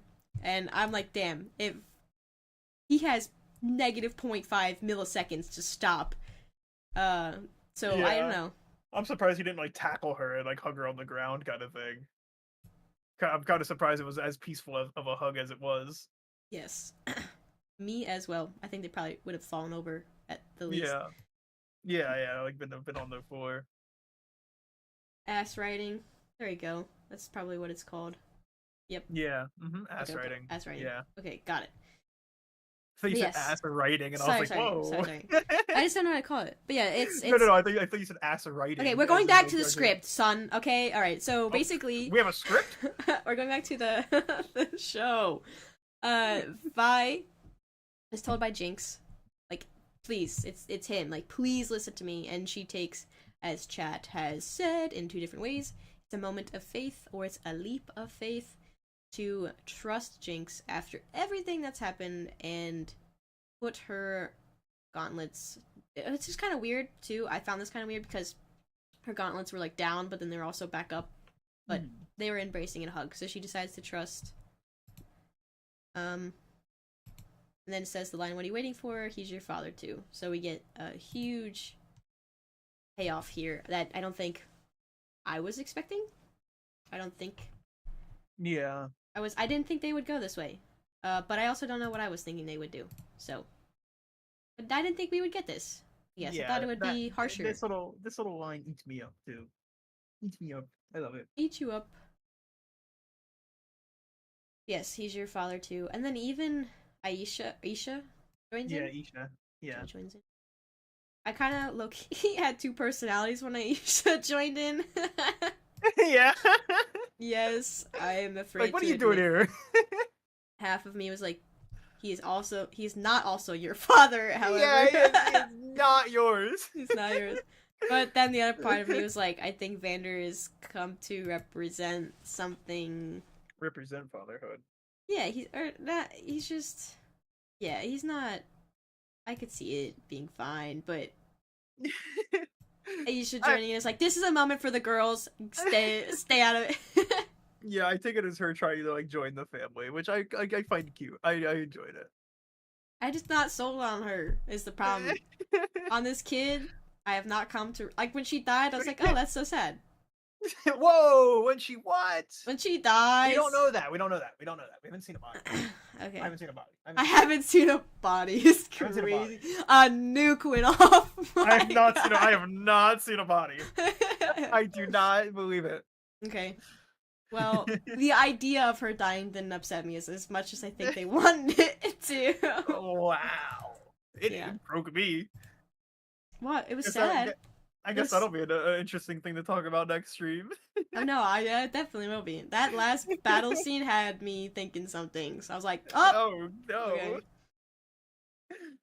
But we don't know, so we'll stick with what we know for now. So yes, we have this moment. Aisha joins in, and they're all embracing in a hug, and it's really, really strong imagery in regards to this. I guess just this moment. He's turned green, like he's not. His light is not red. He's back to green. He's not in the bloodlust anymore. So, how funny would it be if like he murdered his own kids? That would have been a horrible ending, wouldn't it? Yeah, just because he could have killed Vi there. Like that could have been an ending. Oh, for sure. I mean, like, oh, you rolled too low on a dex check, Vi, so you got squashed by your once father. No, you rolled too low on a persuasion check on the Vander. And knowing Vander too, I think part of his motivation for staying alive during all of that torture was probably the I might be able to help my kids kind of thing. So yes, this last part is eat and love this last scene, yeah. Okay. I rewatched this last part so many times, Chad. Yes, I did. I think I told you already, SD, did I not? Oh, yeah, you did. You just Okay. Doink, doink, doink, doink. I like almost want to have it as like a button that I can just hit to rewatch it. So you know what? We're just gonna start off with the doink because I can't get enough. Oh, okay. We don't want to talk about anything No, else. we will talk about it. We will talk about it. I literally had Shush. things prepped. I had notes prepped for this. And This is you know what? just, No. it's so satisfying. Look. So satisfying. Wait, listen to the sound. Daddy's home. Like, you know what I mean? Like, it's just, I love it so much. Doink. Doink, smash, splosh. It's great. I love that. Okay, we could go back and actually talk about the scene now. Okay. But I did rewatch that probably close to 30 times, so I have a problem. Very, very first thing I want to mention in this scene. Yes, sir. Sallow's footsteps sound metallic. Oh, do you want me to put the sound on for that? Yeah. I found that very interesting. Okay. They sound very metallic. Like he has shoes on, but he's barefoot. Let me play them for you.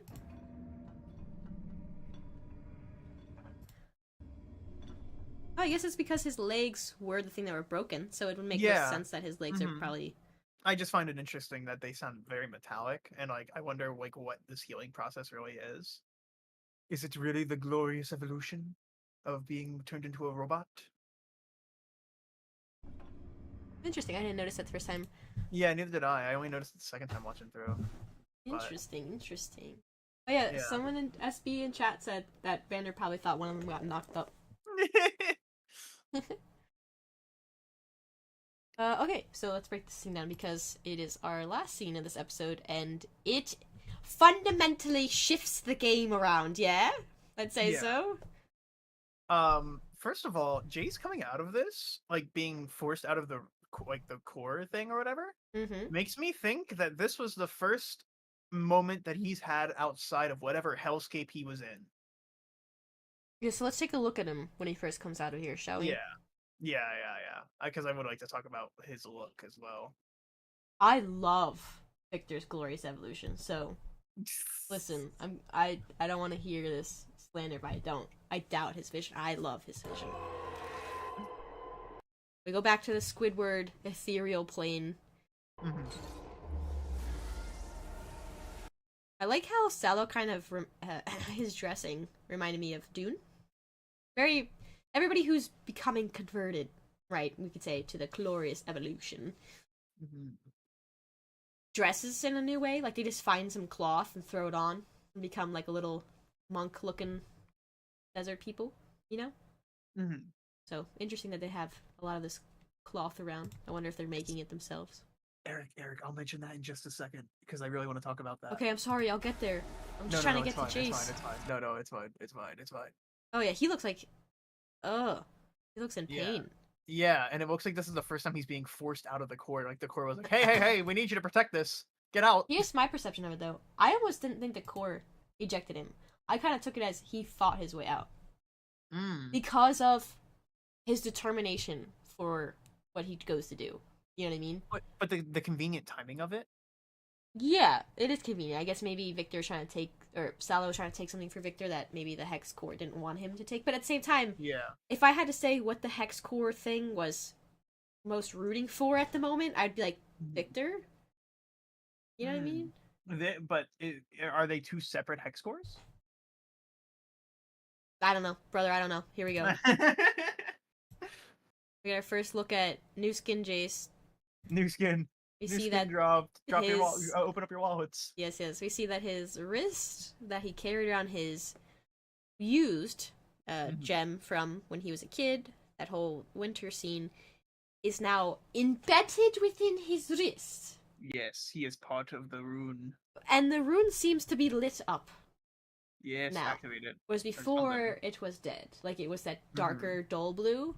Yeah, now it seems to be alive with power. He's got dirty fingernails. He's got a hardy leg brace that looks kind of handcrafted, I'd say. Yeah, so this makes me think, the leg brace especially, that he went somewhere. He wasn't just trapped inside whatever this is. He went somewhere and defended or fought against something.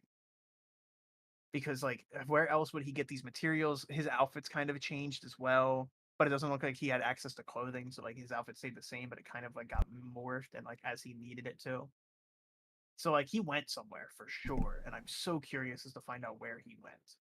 I agree. I think it seems like he's been gone a while, like time wise, and whatever he went to.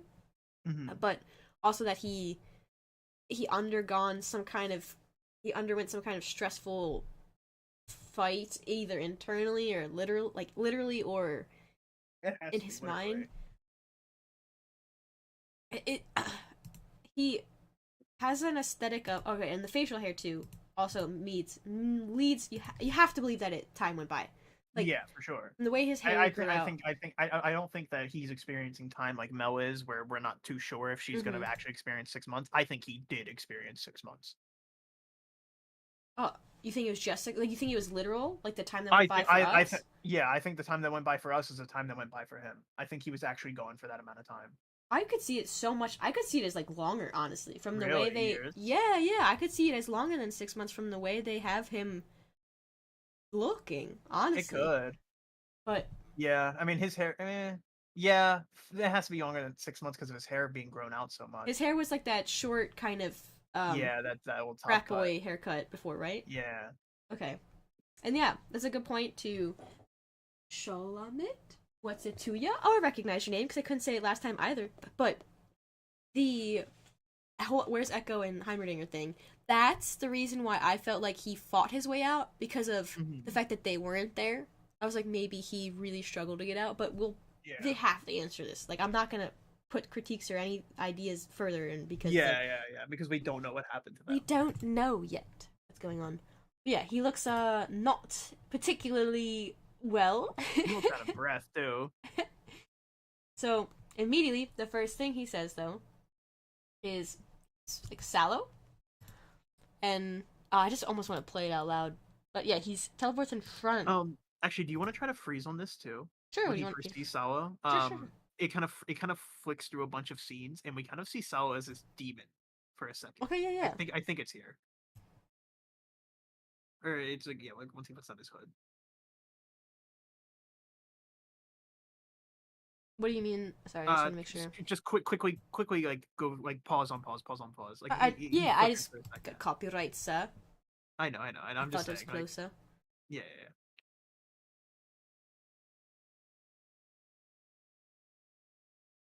You sure it's coming up? I'm sure. I'm almost positive. Oh, yeah, no, so that's like, okay. He goes nuts for a second? No, I saw that for a second too. So we see that later on when he's going through the camp in the next episode as well. Like he sees people now as, at least people that he knows are inflicted with. Yeah, it's a good way of saying hive mind. But I was excited to see this new Jayce. My note that I wrote down is, especially when he smashes Sallow, I go, this is a man who knows who he is now. Like, he knows he has concrete. He's a man. Like, I looked at him like he He's is a a man. man. You know what I Yeah, mean? he's been through some fucking hardships wherever he went. But yeah, I am starting to see it could be longer than even 6 months. He just seems to have a way of carrying himself too, like, and Yeah, a like a wisdom. warrior. Yeah, something about him that is fundamentally different than how we saw Hmm. left him off as. Rather than just he survived somewhere for 6 months and is like worn down from that. I think he Yeah, underwent some kind of event for sure. yeah. He seems more of a survivalist than a actual than a scientist now. A fighter now. Yeah, Yeah. and if you do follow the League lore, you would know that canonically that Victor and Jayce are sworn enemies. So if you were to be watching this show from the beginning and you're like, oh my god, they're becoming best friends, and you have that writer lens, you'd be like, I wonder how or if they're gonna make them not like each other. And then will we kind Well, of get our answer here? yeah. But And I will say, this made me very much question Victor as well, and mm-hmm. which is why I lean on the side of being a Jayce supporter in the next episode. Okay. I am Um, indifferent, but I also love Victor, so I mean, obviously, we still need to know more, but I'm leaning towards the side of him being of being a Jayce supporter, strictly because this doesn't seem right to me. Whatever Victor's doing here, I don't think he's conscious of what he's doing, or I don't think I think he genuinely sees it as a good thing, and like he's doing the right thing by making these people, like healing these people, but he is genuinely taking control of them.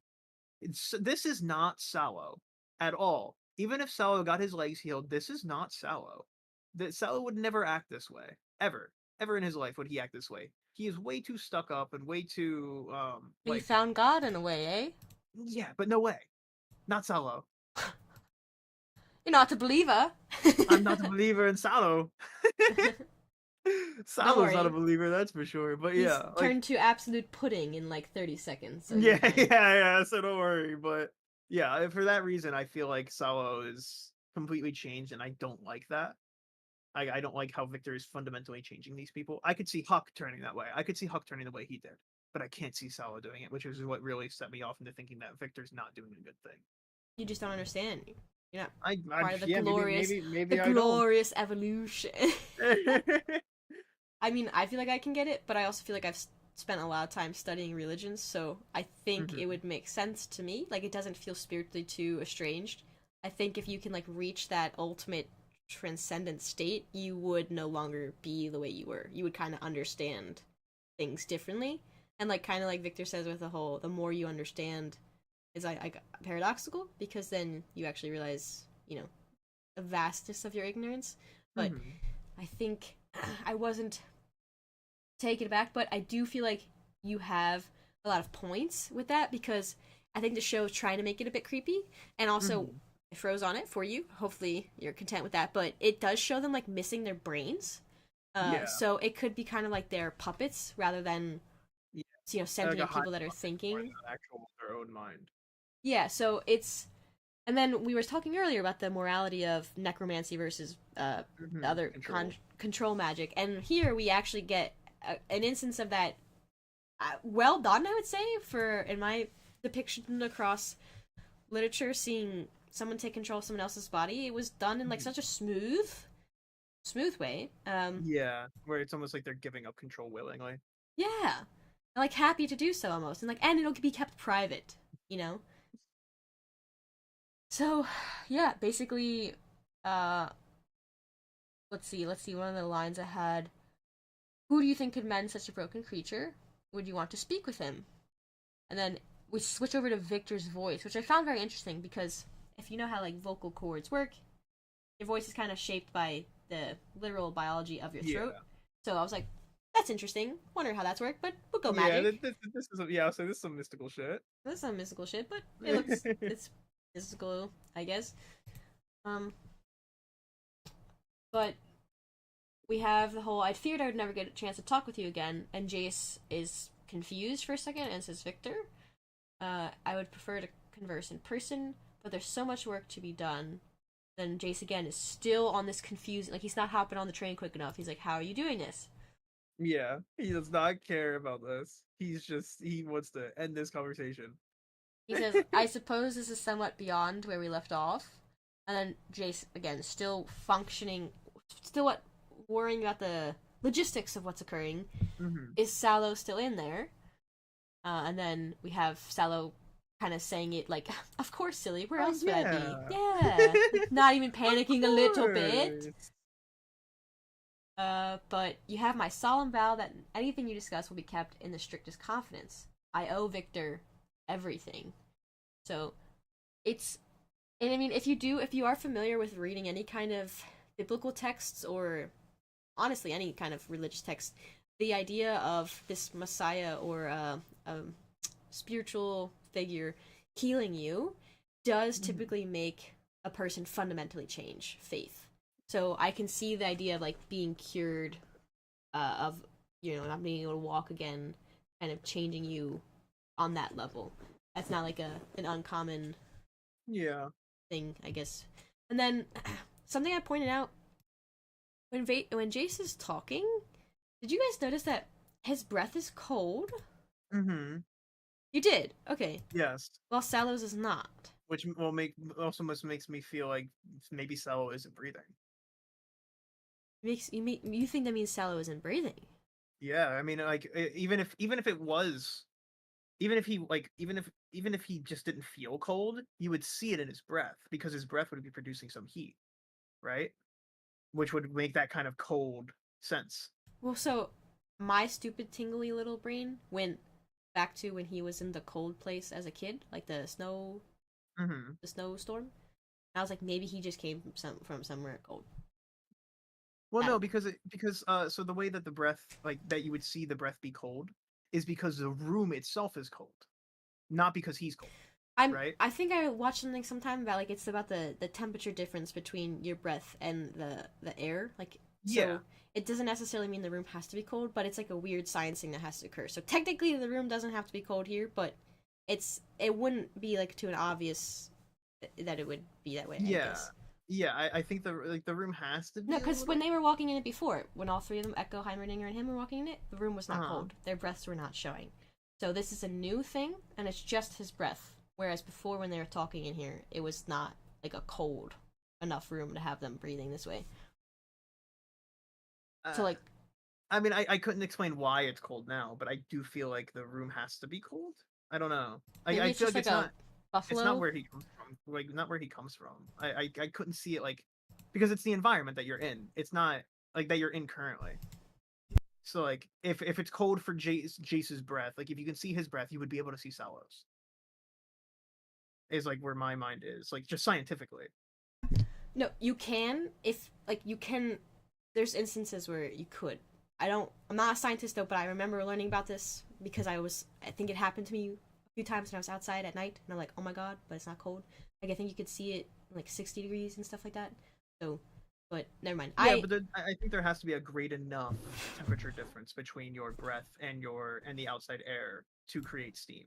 Yeah, I guess I took it as from where he just came from. That's all. I took it more as Sallow not breathing and not being organic anymore, like being metallic, especially with the metallic footsteps. And like the lack of brain too could speak to that. Gotcha. Yeah, I just wonder why the room wasn't cold then when they came in before. Yeah, that I'm not too sure about at all. Okay. But... Oh, he also looks so angry. Oh my goodness. He does. Looks like he's ready to fight. Which he does, I guess, do. Yeah, which he would. I mean, he doesn't fight. He just slams, but he attacks. So, before we get to the very end, because I guess we technically already said that, we have a back and forth between Victor and him, and we kind of did you have any theories about what he wanted those pods for that he took out? No, I really don't know what he wants. I don't even know what they are, really. Other than, I mean, maybe energy. Singed in the next episode mentions that he's on a finite energy, and maybe he's trying to like refill himself. Would be my only theory. That's not a bad theory. Yeah, like that was the only thing I could think of. Is like this is like actual Hextech energy that's being absorbed like from the core, and he wants it to like maybe mend himself and give himself more time or like more energy and just in general to expand himself for his glorious evolution. Yeah, that would make sense. I guess Yeah, take out some goo and put more goo in him. I don't know. What are your thoughts? Did you have any thoughts on that? No. Okay. No Nah. thoughts. Brain empty. Brain empty. Just like But yeah, just like Cello. just like Cello. To finish it off, because I'm getting so sleepy, we have here that Victor's like, I wish I could tell you about all these breakthroughs I've had. And, you know, he's basically says, I was clouded by emotions. And because that he's not clouded by these emotions anymore, he has been able to make so many breakthroughs. He says, come visit me, see what I've accomplished. I've helped so many. Jayce says, you've given Hextech to the people? Then Victor, very confidently, responds with, as we always promised we would. Mm. So then Salo kind of pops back in, which is like, wait, didn't he say he was going to be confidential? And says, Victor has truly worked wonders. Mm-hmm. So, like, Which tells me that it's more of a hive mind than it is Salo in his own head. Hextech isn't a miracle, it's a curse. We have to end it, Victor. Now, here's a second where I went, dude, why are you saying that out loud? I said that. I literally did. Out loud, at the end, like right there, why would you say that out loud? Yeah. Why? You clearly have opposing views. You, like, you don't really know what's going on, but before you can get a full assessment of the situation, and the first thing you see is that Victor now has the capability of taking over someone else's body. Yeah. Salo, who you once were like next to on the council, you see that he has capability, and you're gonna say right in front of him, "We have to end it, Victor." I was like, brother, you're so asking for him to be like on high alert that you're gonna try to do something. You know what I mean? Which, I mean, He should have been. Dumbass wasn't. Yeah. Anyway, so yeah, he's like, we peace have to and- end it, peace Victor. and- We have peace and to. love. You seem different. Something happened. Then he says, now I see it. You too have touched the arcane. Your mind suffered. What's up? Why are you giggling? No, sorry. I'm thinking of a scene from the next episode where he goes, "I understand it." Why And are it makes me think of the "I understand it now." why are you This- giggling? Have you never seen the "I understand it now" meme? Oh, I have. Okay. So yeah, basically he says all of that stuff, and then Jayce kind of says, he goes full. I love his pose, you know, with his legs further down. I didn't. His legs. No, really, he's like in that full primal. I'm gonna be a, you know, I don't know. What did I say? When he's crouched down Like that. afterwards. Yeah, like that's. He put power into that swing. That was a wide ass stance. He is a puddle. He has his Yeah, atoms have been yeah. layered into one stack. You know what I mean? And you know what? That man sent that hammer with such a forward velocity that it got on the camera and not a drop on him. All of that blood went forward, not backwards. He did not splatter him. He sent him flying. Absolutely. And that's interesting too, because of how Jayce was so against Hextech, you know, Mhm. and how And murder. and we see like how he acted last season when he accidentally killed the boy, but now we're Mhm. like, This Here man we just go. murders here we go. without a So- second thought. But maybe that's the thing is, if he's seeing it from the perspective of what we freeze framed it on, Mm-hmm. I don't think he would view that as a As a person. person. Yeah. Especially whatever he's been through in the time that he was gone. Exactly. You're dying. I just got the hiccups. Dying. And were his eyes always that color? Worth? I don't know. I Let's don't want to see. say I don't want to say yes and then be lying. I think they were, but I just want to check just in case. Yes, they were. Okay. But yeah, so that's the season, or this is that episode. That's the season, That's guys. the season, guys. We're That's the end. We're done. Can't take anymore. done. No, I really like this episode. I think I enjoyed. I didn't have as many problems with it as I did with episode 4. Yeah. So I'm it was a bit more pleasant to listen to this time around because I wasn't bitching and whining. But the amount of things they're gonna have to answer for in the last little arc is going to be so much that we're gonna have to probably focus on what happened with Jayce, I would hope. Mm-hmm. And Echo and Heimerdinger. Yeah. They're nowhere to be seen. Can you imagine if Heimerdinger does come out and he's a full gimp Heimerdinger now? Like everybody goes full emo this episode or the season. Yeah. You know, that just comes out super hair covering his eyes. So overall, I enjoyed it. I liked what they did with Singed, and yeah, I think overall this is like my favorite episode of the arc. Full beans. Well, thank you so much for everybody who tuned in. I always have a pleasure and a joy, and I appreciate keeping it calm, cool, and collected in chat while also being able to talk about what we agree and disagree on. This is definitely a piece of art that will be talked about for a while. I think there's a lot of substance here to pull on and in reference to, well, basically everything. And I will definitely consider making that video about Spencer and yeah,